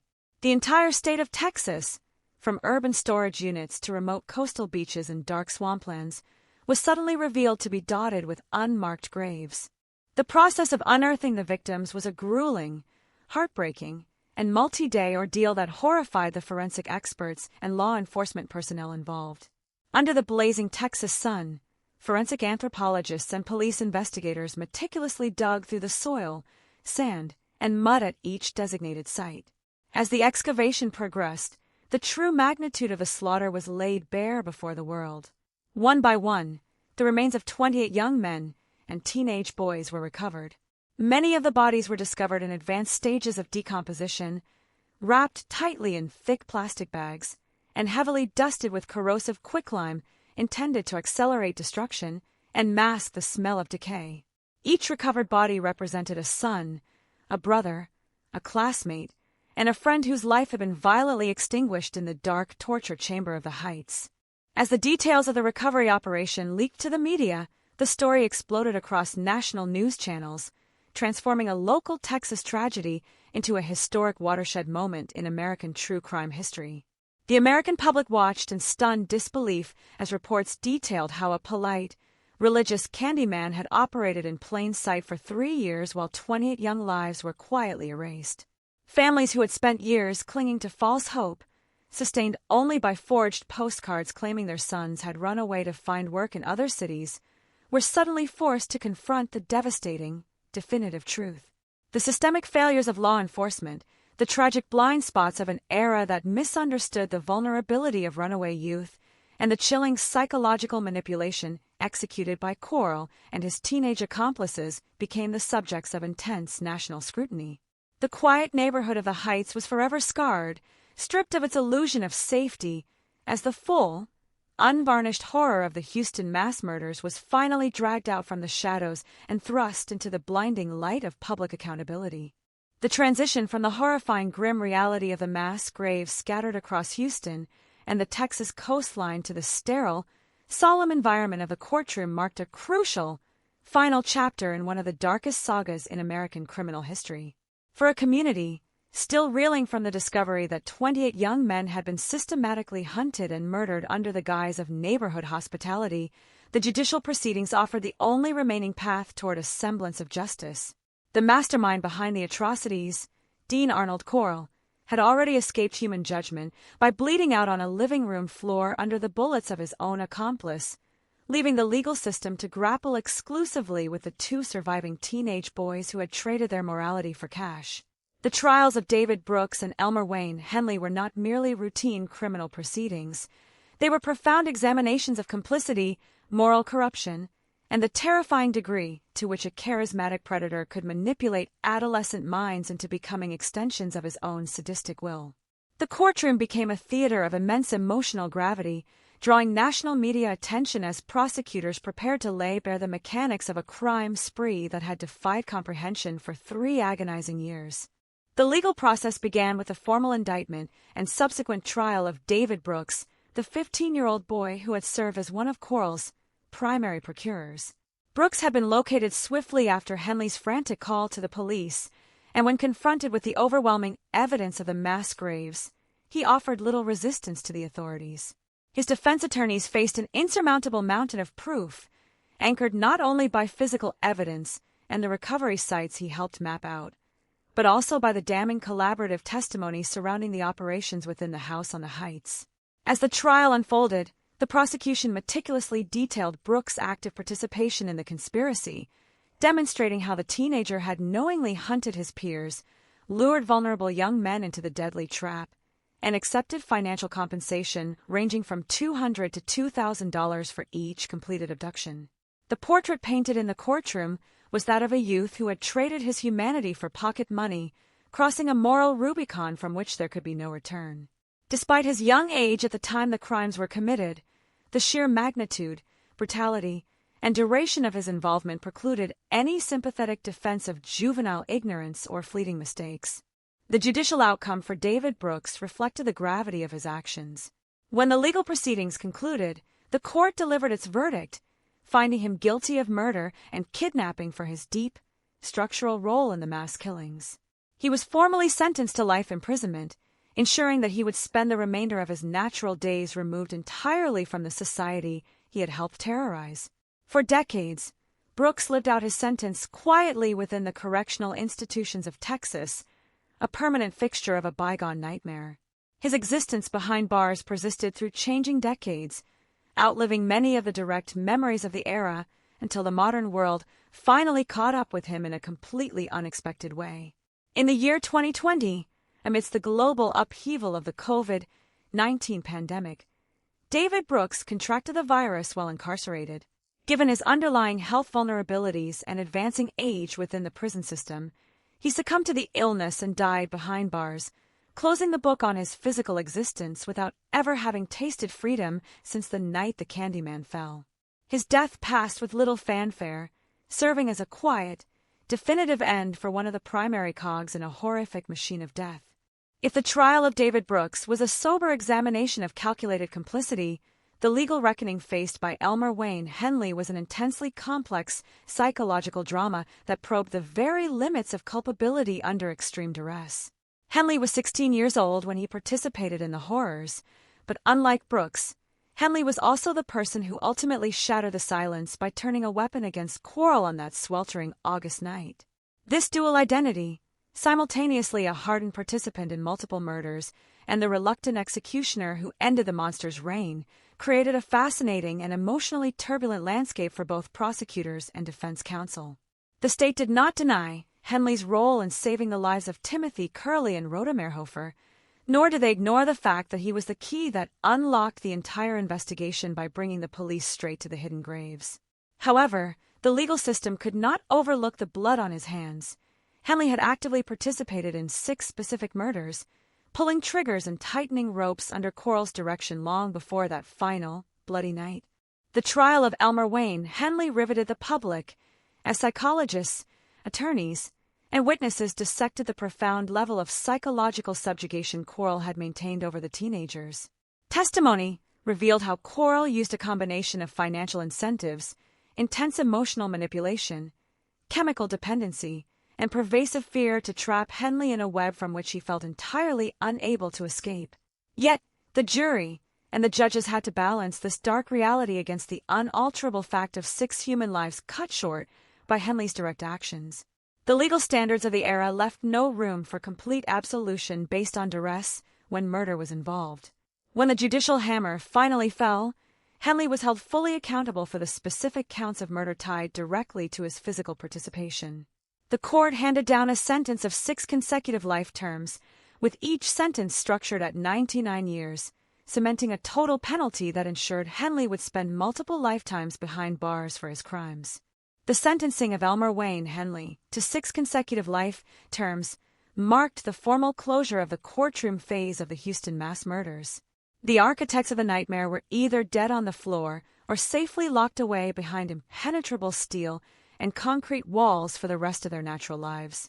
Yet, as the courtrooms emptied and the reporters packed away their typewriters and notepads, the true weight of the verdicts lingered heavily over the city of Houston and the wider state of Texas. A legal judgment, no matter how severe, could never truly recalibrate the scales of justice when the losses were so absolute, so extensive, and so entirely preventable. The trial served to officially document the horrors, transforming whispered rumors and missing person bulletins into indisputable legal history, but they could not resurrect the 28 young men whose futures had been stolen in the dark. The aftermath of the trials forced a profound, nationwide reckoning regarding how law enforcement agencies handled missing persons, particularly teenagers and young adults. The tragic reality that 20 boys could vanish from a single neighborhood over a span of 3 years, while police routinely dismissed them as voluntary runaways, exposed catastrophic blind spots in the criminal justice system. In the wake of the Quarles massacre, police departments across the United States began to fundamentally overhaul their protocols for investigating missing juveniles, recognizing that an assumption of voluntary departure could easily provide an invisible shield for serial predators. The horror of the Heights served as a grim catalyst for modern investigative techniques, forcing authorities to look past administrative excuses and listen more closely to the persistent, desperate pleas of grieving families who knew their children would never simply walk away. For the families of the victims, the conclusion of the trials brought a paradoxical form of closure. For years, many of these parents had lived in a state of agonizing limbo, sustained only by forged postcards and cruel letters dictated by Quarles, desperately hoping against hope that their sons were building new lives in distant cities. The discovery of the mass graves shattered that fragile illusion, replacing false hope with the devastating permanence of death. But the trials at least offered a definitive truth. They no longer had to wonder, to search empty streets, or to imagine the worst without knowing. The legal system established accountability, confirmed the identities of their lost children, and ensured that the men responsible would never again walk free under the Texas sun. Though the pain of their absence remained an unhealable wound, the families could finally lay their sons to rest with proper dignity, free from the agonizing shadow of the unknown. As time marched forward, the legacy of the Dean Corll case settled deep into the collective memory of American true crime history, often overshadowed in public consciousness by other contemporaneous monsters, yet remaining fundamentally distinct in its sheer, unadulterated depravity. It stood as a terrifying testament to the fragility of community trust, demonstrating how easily a neighborhood can harbor a predator who hides behind a facade of sweetness, politeness, and civic normalcy. The image of the Candyman distributed free treats with one hand while constructing an instrument of torture with the other became an enduring archetype of hidden evil. It reminded society that the most profound dangers are rarely lurking in the distant, unfamiliar dark, but are often comfortably seated at the kitchen table, walking down familiar sidewalks, or hiding behind a warm, welcoming smile. The finality of the prison sentences handed down to David Brooks and Elmer Wayne Henley ensured that the perpetrators of this dark chapter were permanently removed from the tapestry of daily life. Brooks lived out his remaining decades in quiet isolation before his death in 2020, while Henley continued his long, unbroken incarceration deep within the Texas prison system, aging alongside the memories of a crime that defined his youth and forever stained his soul. The houses where the atrocities occurred were eventually altered or swept away by the relentless march of urban development, and the overgrown swamplands and coastal beaches reclaimed the earth above the old recovery sites. But the echoes of a tragedy remained eternally potent. The 28 young men of the Heights were permanently enshrined not as forgotten statistics of a bygone era, but as enduring reminders of the lives that were lost, the systemic failures that allowed them to vanish, and the absolute necessity of eternal vigilance against the monsters who hide in plain sight. The legacy of the Houston mass murders extends far beyond the confines of the courtroom verdicts and the physical recovery of the remains, settling deep into the collective consciousness of American history as a permanent, haunting scar. When a tragedy of this magnitude occurs, it fundamentally alters the psychological landscape of a community, stripping away the naive sense of safety that allows neighbors to leave their doors unlocked and trust the friendly faces passing by on the sidewalk. The name of Dean Corll ceased to be merely a local identifier and became synonymous with a very specific, terrifying brand of betrayal, the kind that hides behind a warm smile, generous handouts of candy, and a veneer of absolute harmlessness. For the residents of the Heights and the broader fabric of Texas society, the revelations of 1973 forced a harsh, painful awakening to the reality that evil does not always wear a menacing mask in the dark, but can easily walk in broad daylight, fully integrated into the normal routines of daily life. The shock waves of the discovery redefined how people perceive their environment, introducing an era of heightened awareness and profound skepticism that permanently changed the social dynamics of suburban neighborhoods. In the wake of the massacre, the systemic failures that had allowed Corll and his accomplices to operate undetected for 3 long years became the catalyst for a much-needed, radical overhaul of law enforcement practices across the United States. During the early years of the 1970s, police departments routinely dismissed missing teenagers and young adults as voluntary runaways, largely due to the cultural shifts of the era, where many youths chose to leave home independently. This administrative apathy provided an invisible, impenetrable shield for predators, enabling them to hunt without fear of coordinated investigation. The horror of the Houston case shattered these dangerous assumptions forever. Law enforcement agencies nationwide began to fundamentally restructure their protocols for handling missing juvenile cases, establishing new databases, improving communication between local and regional jurisdictions, and treating uncharacteristic disappearances with the immediate urgency and rigorous scrutiny they demanded. The tragic loss of 28 young men served as a grim, painful lesson that forced the justice system to evolve, ensuring that future generations of vulnerable teenagers would be met with proactive investigation rather than dismissive neglect. The physical geography of the horror story also underwent a dramatic transformation as time marched forward, erasing the immediate visual markers of the atrocities while leaving the historical memory intact.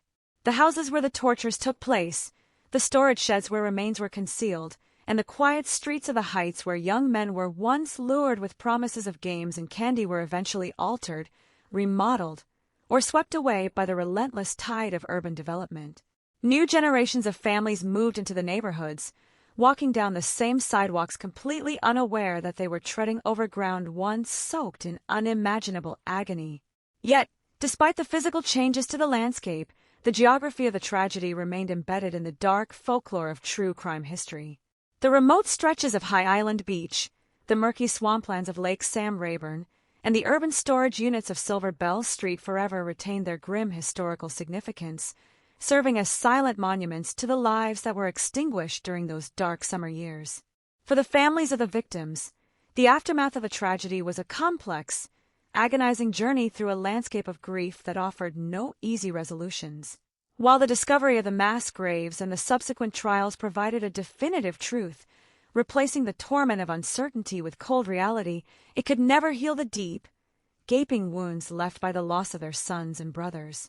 These families had spent years enduring the quiet torture of not knowing, clinging to forged postcards and desperate hope, only to have their worst nightmares confirmed by forensic examiners under the blazing Texas sun. The conclusion of the legal proceedings did not bring closure in the traditional sense, for true closure is an illusion when a young life is stolen so violently. Instead, it brought a somber finality, allowing them to finally lay their loved ones to rest with proper dignity.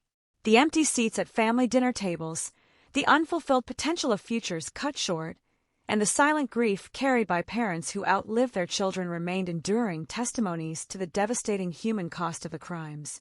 As the decades passed, the narrative of the Dean Corll case assumed a unique and sobering position within the broader tapestry of American true crime, standing as a stark reminder of the darkest extremes of human behavior. Unlike other cases that faded into total obscurity, the Houston mass murders continued to be analyzed by criminologists, psychologists, and historians seeking to understand the mechanics of predatory manipulation and the psychological subjugation of teenage accomplices. The case offered a chilling case study in how a charismatic, polite exterior can mask a profound, sadistic void, and how easily peer pressure and financial incentives can corrupt young minds. Yet, amidst the clinical analyses and the grim details of the investigation, the core narrative always returned to the fundamental tragedy of the victims, 20 young men whose lives were defined not by how they died, but by who they were before the darkness enveloped them. It remains an absolute moral imperative to ensure that these young men are never reduced to mere statistics in a grim ledger of serial murder. They were individuals with distinct personalities, aspirations, quirks, and dreams that extended far beyond the tragic final chapters of their lives. They were sons who brought joy to their parents, brothers who shared childhood secrets, and friends who laughed in the schoolyards of the Heights before walking into a trap disguised as a haven of youth. To remember them properly is to honor their humanity, keeping their memories alive in a world that is all too quick to focus exclusively on the monsters who destroy. The collective tragedy of their loss demands a permanent posture of empathy, ensuring that their names and stories are handled with the utmost respect, away from sensationalism, and firmly anchored in the sobering reality of what they endured. Ultimately, the story of the Candyman and the dark years in Houston stands as an enduring testament to the fragile nature of trust and the eternal vigilance required to protect the vulnerable in our society. It forces us to confront the uncomfortable truth that danger does not always wear a recognizable disguise, and that the systems designed to keep us safe must remain eternally alert to the quiet signs of distress hidden beneath the surface of everyday life. The echoes of the tragedy continue to reverberate through time, reminding us of the immense cost of societal indifference and the vital importance of listening when the vulnerable cry out for help. As the chapter closes on this dark episode of American history, the legacy of the 28 young men remains etched into the collective memory, a solemn reminder of the light that was stolen and the enduring necessity of guarding against the shadows that walk among us in the bright, deceptive daylight. As we reflect upon the vast architecture of horror that defined the early 1970s in Houston, Texas, we are inevitably forced to confront the enduring moral questions that linger long after the courtrooms have emptied and the media spotlights have faded. True crime storytelling, at its most profound and ethical core, must never be reduced to a mere exercise in morbidity or a sensationalized catalog of gore. To recount the atrocities committed by Dean Arnold Corll, David Brooks, and Elmer Wayne Henley is not an invitation to revel in the darkness, but rather an absolute obligation to examine the fragile structures of human trust that allowed such unimaginable suffering to occur in broad daylight. The narrative of the Heights is a stark, unyielding mirror held up to society, reflecting our collective vulnerabilities, our institutional blind spots, and the terrifying ease with which evil can mask itself in the comforting garments of neighborly hospitality. It reminds us that history is not merely a record of grand political events or sweeping cultural movements, but a deeply personal tapestry woven from the lives, the choices, and the silences of ordinary individuals caught in extraordinary and devastating circumstances. The chilling reality of the Candyman case challenges our most fundamental assumptions about safety and danger. From childhood, we are culturally conditioned to project threat outward, to imagine the monster as a shadowy stranger lurking in the dark alleys or waiting behind abandoned buildings. Yet, the true horror revealed in Houston was entirely domestic, sunlit, and deceptively polite. Corll did not drag his victims from the streets against their will. He invited them across his threshold with the promise of candy, arcade games, and a safe harbor from the pressures of adolescence. He weaponized the very concept of generosity, transforming a home into a slaughterhouse while maintaining the flawless social facade of a quiet, religious, and respectful businessman. This profound inversion of safety forces us to recognize that the most dangerous predators are often those who seamlessly blend into the fabric of daily life, sheltered by the polite assumptions of a trusting community that refuses to believe that a monster could wear such an ordinary face and walk among them without raising a single note of suspicion. Equally haunting is the institutional failure that permitted this massacre to unfold unchecked across 3 agonizing years. The tragedy of the 28 missing boys is compounded immeasurably by the apathy of a system that was structurally unequipped to see them. In an era defined by countercultural shifts and a surge in youth independence, law enforcement eagerly embraced the convenient administrative fiction of the runaway teenager. When grieving parents came forward with frantic pleas for help, they were met with closed files, dismissive shrugs, and forged postcards designed to perpetuate a comforting illusion. This systemic negligence provided an impenetrable shield for the killers, allowing them to expand their dark empire of death without interference. The lessons learned from the Houston mass murders forced a painful, necessary evolution in how modern law enforcement approaches missing persons, particularly juveniles, ensuring that assumptions of voluntary departure no longer serve as a blindfold for justice. Yet, this institutional awakening came at an astronomical human cost, paid in full by the young lives that were extinguished before their time below. The role of the teenage accomplices, David Brooks and Elmer Wayne Henley, introduces an even more disturbing dimension to the narrative, plunging deep into the murky waters of adolescent psychology and moral corruption. They were not hardened, criminal masterminds from birth, but children who were systematically manipulated, financially incentivized, and psychologically trapped by an older predator. The transition from naive teenagers to active participants in mass murder illustrates how effectively a predatory environment can erode the boundaries of human empathy. When Henley finally turned his weapon against Corll on that sweltering August night, he did not merely end a reign of terror. He shattered a toxic symbiosis built on fear, manipulation, and greed. Yet, the legal system correctly recognized that survival does not erase culpability, holding both young men accountable for the blood on their hands through rigorous sentences that ensured they would spend their lives behind bars. Their stories remain a chilling cautionary tale about the devastating consequences of moral compromise and the horrific trajectory of a soul surrendered to darkness. As the physical landscape of the Heights transformed over the ensuing decades, with modern development erasing the old houses and urban expansion rewriting the geography of the past, the spiritual weight of the tragedy remained completely unaltered. The remote stretches of High Island Beach, the murky waters of Lake Sam Rayburn, and the quiet storage units of Silver Bell Street continue to whisper the names of the lost. They stand as silent, enduring monuments to a dark chapter of American history that must never be sanitized or forgotten.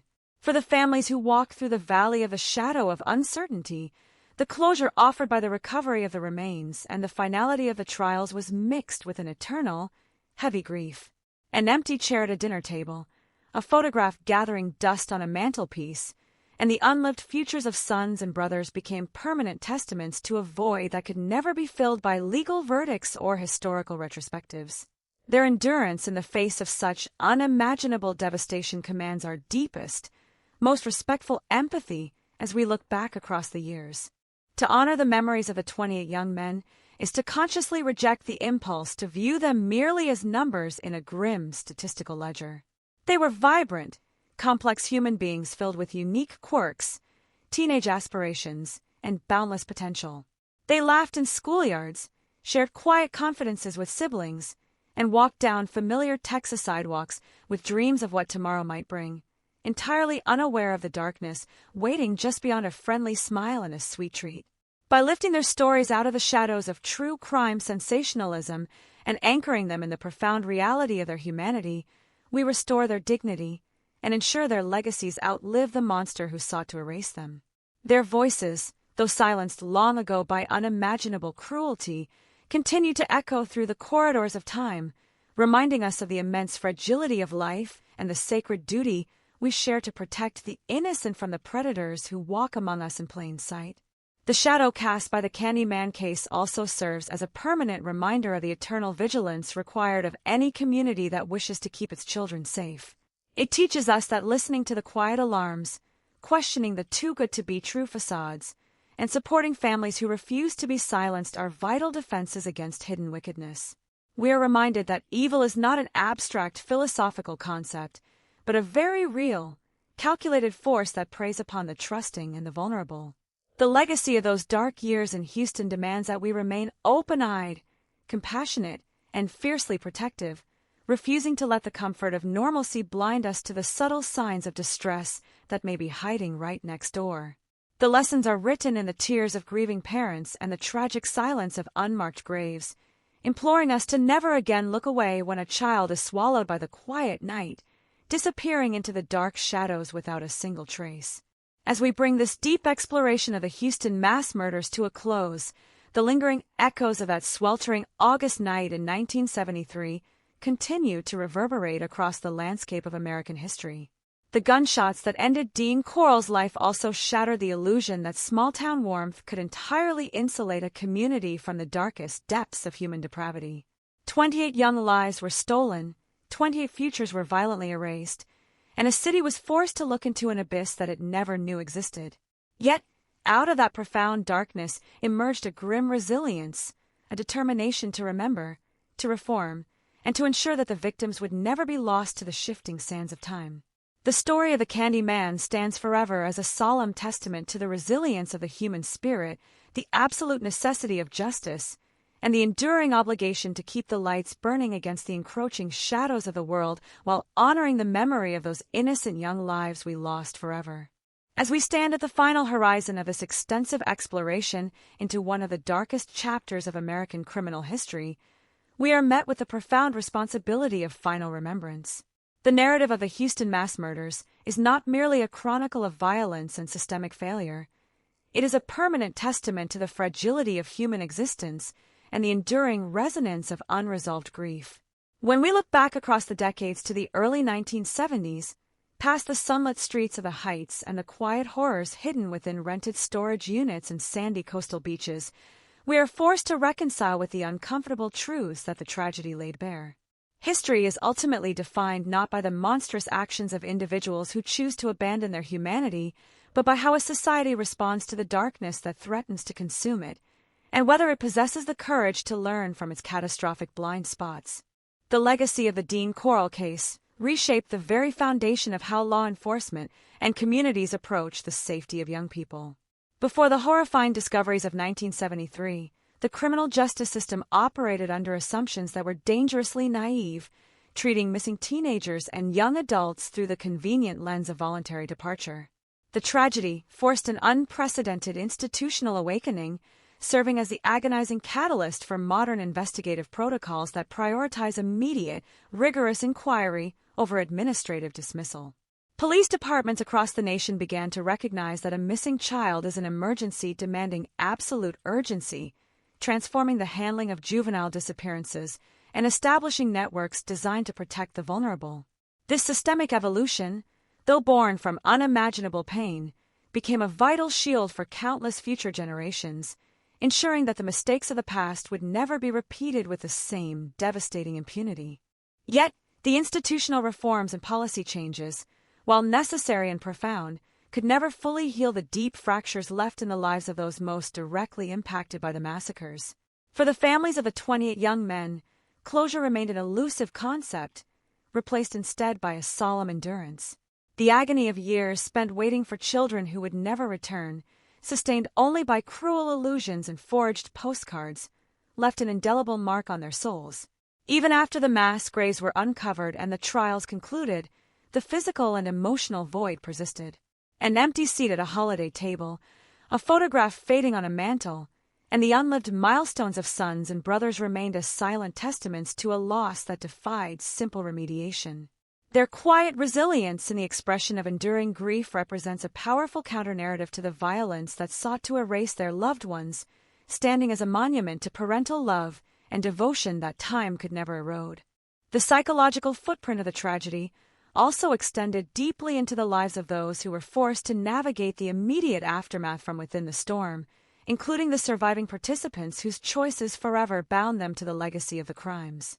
The legal system delivered its definitive judgments, ensuring that accountability was meted out through decades of confinement, but the internal prisons constructed by guilt and remorse were perhaps even more absolute. The trials of David Brooks and Elmer Wayne, Henley laid bare the terrifying mechanics of adolescent manipulation and moral corruption, demonstrating how easily a predatory environment can shatter a young mind. Their ongoing incarceration served as a somber reminder of the steep price of compromise, anchoring the historical record to the grim reality that actions carry permanent, unalterable consequences from which there is no escape. As the physical landscape of Houston continued to evolve through the relentless march of urban development, the visible markers of the atrocities slowly faded into the background of modern life. The houses where the horrors took place were remodeled or demolished, and the overgrown swamplands and coastal dunes reclaimed the earth above the old recovery sites, burying the physical evidence beneath layers of time and progress. Yet, the geography of the tragedy remained permanently etched into the cultural memory of true crime history, serving as a dark warning about the hidden dangers that can lurk behind the most ordinary facades. The case became a defining study for criminologists and historians, a chilling reminder that the most profound threats do not always arrive from the unfamiliar shadows, but can comfortably walk down familiar sidewalks wearing the mask of a generous neighbor. To ensure that this historical exploration achieves its highest ethical purpose, we must continually return our focus to the 28 young men whose lives were so unjustly stolen. They were vibrant, complex human beings with distinct personalities, unique quirks, and boundless futures that extended far beyond the tragic final chapters of their stories. They were sons who brought light to their families, brothers who shared childhood secrets, and friends who laughed in schoolyards before stepping unknowingly into a lethal trap. By lifting their names out of the shadows of true crime sensationalism and anchoring them firmly in the reality of their humanity, we restore their dignity and ensure their legacies outlive the monster who sought to erase them. Their voices, silenced long ago by unimaginable cruelty, continue to echo through the corridors of time as a solemn reminder of the immense fragility of life. The overarching lesson of the Candyman case demands an eternal posture of vigilance from any community that wishes to safeguard its children. It teaches us that the comfort of normalcy must never blind us to the subtle signs of distress, and that the polite exterior of an individual can easily mask a predatory void. We are reminded that safety is not a passive state guaranteed by environment, but an active commitment to listening, questioning, and protecting the vulnerable against the hidden wickedness that preys upon trust. The tears of grieving parents and the silent earth of unmarked graves implore us to remain open-eyed and fiercely compassionate, ensuring that no child is ever again swallowed by the quiet night without a single voice raised in defense. As we bring this extensive, multi-part exploration of the Houston mass murders to a definitive close, the lingering echoes of that sweltering August night in 1973 continue to resonate across the landscape of American history. The gunshots that ended Dean Corll's life also shattered the illusion that small-town warmth could entirely insulate a community from the darkest depths of human depravity. 28 young lives were stolen, 28 futures were violently erased, and a city was forced to gaze into an abyss that it never knew existed. Yet, out of that profound darkness emerged a resilient determination to remember, to reform, and to ensure that the victims would never be lost to the shifting sands of time. The story of the Candy Man stands forever as a solemn testament to the resilience of the human spirit, the absolute necessity of justice, and the enduring obligation to keep the lights burning against the encroaching shadows of the world while honoring the memory of those innocent young lives we lost forever. As we trace the final horizons of this profound and harrowing journey through the dark history of the Houston mass murders, we are compelled to look beyond the immediate events of 1973 and examine the long-term sociological and cultural reverberations that continue to shape our world today. The legacy of Dean Corll and his teenage accomplices is not merely a chapter locked away in the archives of American criminal lore. It is a permanent watershed moment that forced a fundamental reckoning with how society perceives danger, protects its youth, and responds to the quiet tragedies unfolding behind closed doors. When a community experiences a trauma of this unprecedented scale, the scars run far deeper than the physical demolition of old houses or the shifting sands of remote burial sites. They embed themselves into the collective psyche, altering the very texture of daily life, transforming casual neighborhood trust into a guarded, cautious awareness, and redefining the boundaries of what we believe human beings are capable of inflicting upon one another. The shockwaves generated by the discovery of the 28 mass graves fundamentally revolutionized the methodologies and protocols of law enforcement across the United States. In the years preceding the catastrophe, police departments operated within an administrative framework that was woefully inadequate for identifying and tracking serial predators, particularly those who preyed upon teenagers and young adults. The pervasive cultural assumption of the era, that a missing youth was almost always a voluntary runaway seeking independence, provided an invisible, impenetrable shield for criminals like Corll, allowing them to hunt with absolute impunity. The horrific reality uncovered in the Heights shattered these dangerous illusions once and for all, acting as a grim catalyst for systemic reform. Law enforcement agencies nationwide began to overhaul their missing persons procedures, establishing interagency communication networks, rejecting dismissive assumptions, and treating uncharacteristic disappearances with the urgent, rigorous scrutiny they demanded. This institutional evolution, born directly from the agony of the victims' families, laid the essential groundwork for modern investigative techniques, ensuring that future generations of vulnerable youth would never again be abandoned to administrative apathy. Parallel to the evolution of law enforcement was the profound advancement in forensic science and victim identification necessitated by the grim realities of the recovery operations. In the early 1970s, the tools available to forensic pathologists and anthropologists were vastly different from the sophisticated technological capabilities of the modern era. Identifying bodies recovered from advanced stages of decomposition in murky swamplands, shifting coastal dunes, and confined storage units presented monumental challenges. Forensic specialists worked tirelessly under grueling conditions to piece together identities, utilizing dental records, skeletal analysis, and whatever sparse physical evidence remained to return names to the anonymous dead. The pain of the families was mitigated only slightly by the confirmation of truth, a process that underscored the critical importance of forensic precision in restoring dignity to those whose lives had been violently stolen. This meticulous work established higher standards for forensic investigation, ensuring that no victim would ever remain truly nameless or forgotten, no matter how hard an assailant tried to erase them from existence. The psychological footprint of the tragedy extended far beyond the immediate participants and investigators, weaving itself into the complex tapestry of family grief and public consciousness. For the parents and siblings of the 28 young men, the conclusion of the trials and the formal closure of the recovery sites did not magically mend the gaping holes in their lives. Grief of that magnitude is not an acute injury that heals with time.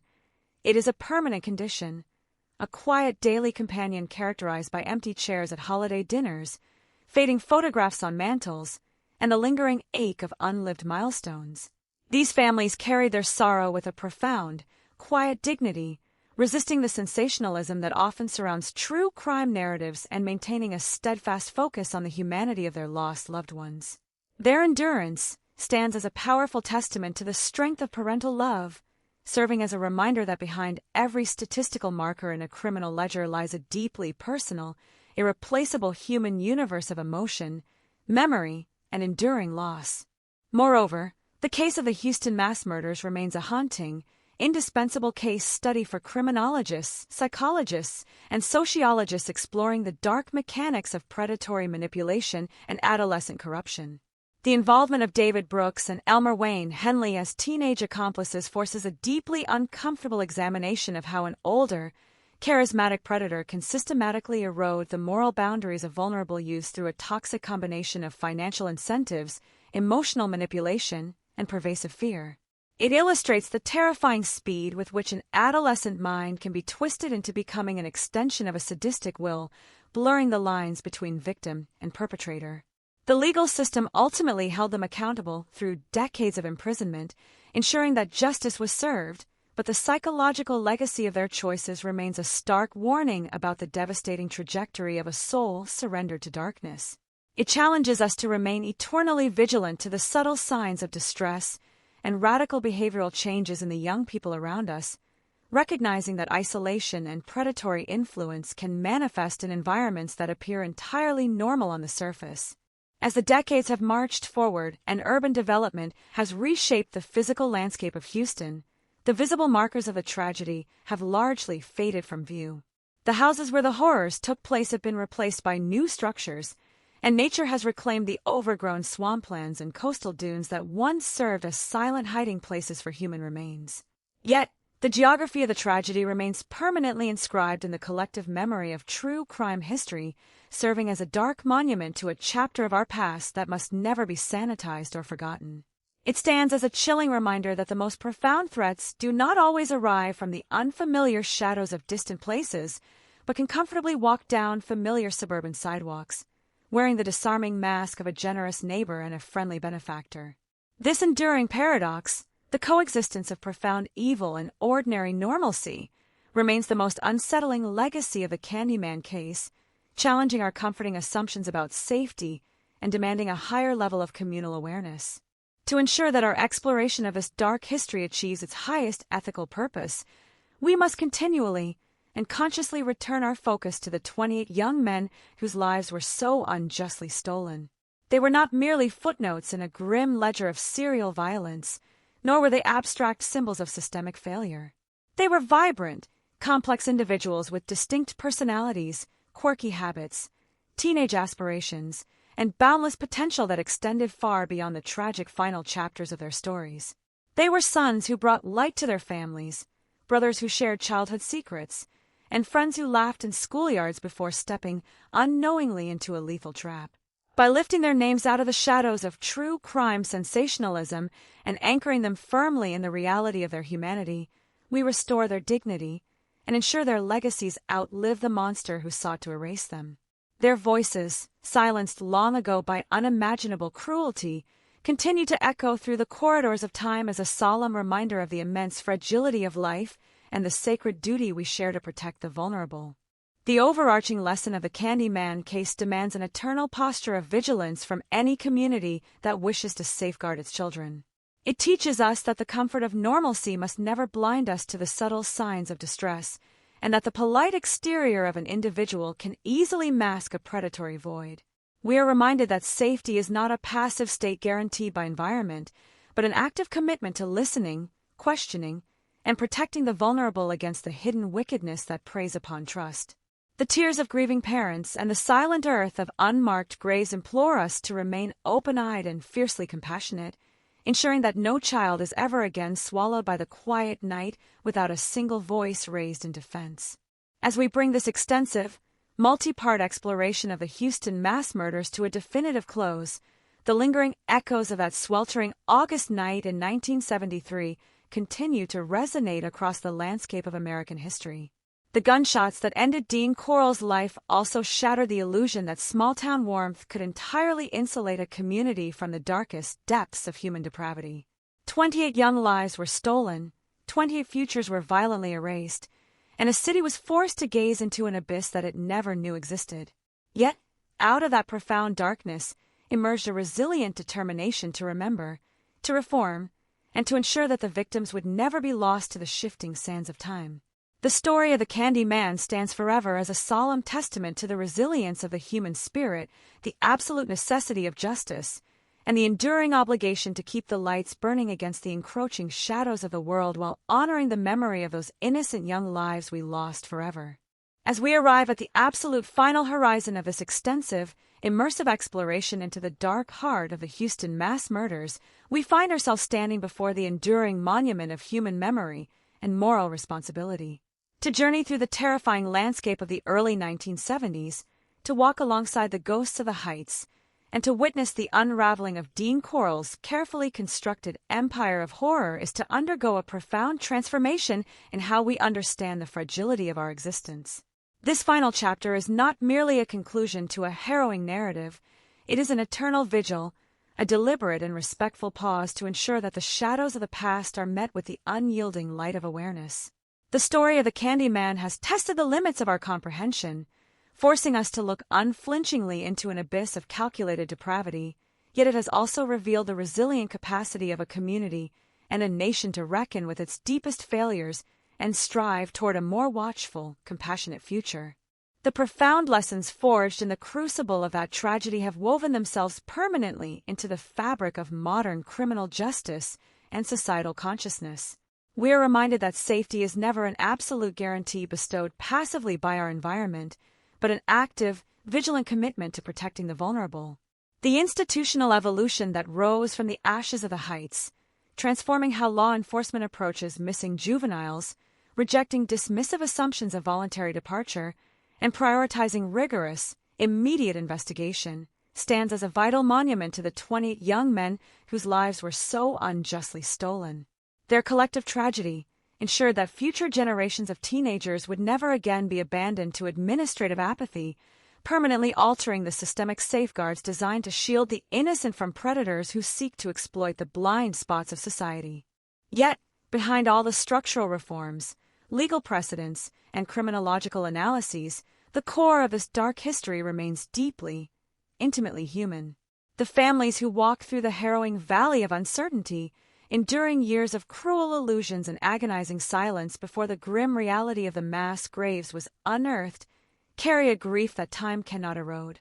Their quiet dignity, their resistance to the cheap thrills of sensationalism, and their unwavering dedication to preserving the true humanity of their lost sons and brothers represent a powerful counter-narrative to the violence that sought to erase them. An empty seat at a holiday table, a faded photograph on a mantelpiece, and the unlived milestones of youth remain eternal testaments to a loss that transcends simple legal verdicts or historical retrospectives. Their endurance commands our deepest, most respectful empathy, reminding us that true closure is a myth when love is so absolute and the void is so immense. The legacy of the case also serves as an unyielding psychological warning about the nature of evil itself. Corll's ability to operate in plain sight, wrapped in the comforting garments of politeness, generosity, and community normalcy, shatters the comforting myth that monsters always announce themselves from the dark. It teaches us that the most dangerous predators are often those who blend seamlessly into our daily routines, weaponizing trust and manipulating the innocent through a toxic synthesis of charm and coercion. The tragic trajectories of David Brooks and Elmer Wayne Henley further illuminate the dark mechanics of adolescent corruption, demonstrating how easily vulnerable young minds can be twisted into extensions of a sadistic will. This sobering reality challenges us to remain eternally open-eyed, attentive to the subtle signs of distress, and fiercely protective of the young people in our lives who may be silently navigating dangerous currents hidden just beneath the surface of everyday normalcy. As time marches forward, and the relentless tide of urban development reshapes the physical landscape of Houston, the visible markers of the tragedy continue to recede into the quiet background of history. The houses where the atrocities were committed have been replaced by new structures, and nature has long since reclaimed the overgrown swamplands and coastal dunes that once served as silent hiding places for human remains. Yet, the geography of this dark chapter remains permanently inscribed in the cultural memory of true crime history, serving as a solemn reminder of a past that must never be sanitized, forgotten, or trivialized. It stands as a timeless beacon warning us against the perils of complacency, urging us to maintain a posture of eternal vigilance against the quiet wickedness that can fester when communities lower their guard and turn a blind eye to the suffering of the vulnerable. Above all, our ultimate responsibility in recounting this harrowing history is to ensure that the 28 young men are never reduced to mere statistical markers in a grim criminal ledger. They were vibrant, complex human beings filled with unique quirks, teenage aspirations, and boundless potential that extended far beyond the tragic final chapters of their stories. They were sons who brought light to their families, brothers who shared childhood secrets, and friends who laughed in schoolyards before stepping unknowingly into a lethal trap.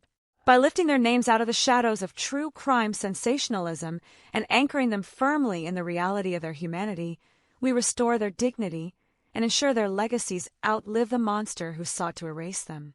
Their voices, silenced long ago by unimaginable cruelty, continue to echo through the corridors of time as a solemn reminder of the immense fragility of life and the sacred duty we share to protect the innocent from the dark forces that walk among us in the bright, deceptive daylight of our world. As we bring this extensive, comprehensive exploration of the Houston mass murders to its ultimate and definitive close, the lingering echoes of that sweltering August night in 1973 continue to resonate across the landscape of American history. The gunshots that ended Dean Corll's life also shattered the illusion that small-town warmth could entirely insulate a community from the darkest depths of human depravity. 28 young lives were stolen, 28 futures were violently erased, and a city was forced to gaze into an abyss that it never knew existed. Yet, out of that profound darkness emerged a resilient determination to remember, to reform, and to ensure that the victims would never be lost to the shifting sands of time. The story of the Candy Man stands forever as a solemn testament to the resilience of the human spirit, the absolute necessity of justice, and the enduring obligation to keep the lights burning against the encroaching shadows of the world while honoring the memory of those innocent young lives we lost forever. As we draw the final curtain on this comprehensive and harrowing journey through the darkest recesses of the Houston mass murders, we are invited into a profound space of quiet contemplation. The human mind possesses a remarkable, almost desperate capacity to compartmentalize horror, to file away the most disturbing episodes of history into distant, sterile archives where they can no longer disrupt the quiet rhythms of daily life. Yet, true stories like the one that unfolded in the Heights during the early 1970s resist such easy containment. They linger in the spaces between memory and reality, casting long, unyielding shadows that challenge our fundamental assumptions about safety, community, and the nature of evil. To close this final chapter is not to forget, but to commit ourselves to an active, unyielding remembrance, ensuring that the echoes of what happened in those dark rooms and hidden graves continue to resonate as a permanent warning against the perils of indifference and the subtle, deceptive disguises of malevolence. The narrative of Dean Corll and his teenage accomplices forces us to confront an uncomfortable, enduring truth about the society we construct and the mechanisms we rely upon for protection. We live in a world that desperately wants to believe that danger always announces itself with a snarl, that monsters were distinct badges of wickedness, and that safety is an inherent right guaranteed by the simple warmth of a neighborhood sidewalk. But the reality exposed by the Houston mass murders shatters this comforting illusion into a million irretrievable pieces. Evil does not need to force its way through a broken window in the dead of night when it can walk freely through the front door, welcomed with open arms, greeted with a warm smile, and trusted implicitly as a generous benefactor and a quiet, respectful neighbor. This terrifying inversion of safety remains the most unsettling legacy of the case, a stark reminder that the most profound threats are often hidden in plain sight, protected by the polite assumptions of a community that refuses to believe that such darkness could exist right next door. The human cost of this illusion was paid in a currency of 28 young lives, each one a universe of potential, emotion, and unfulfilled dreams. As we reflect upon the victims, we are reminded that statistics and case files can never adequately capture the true magnitude of what was stolen.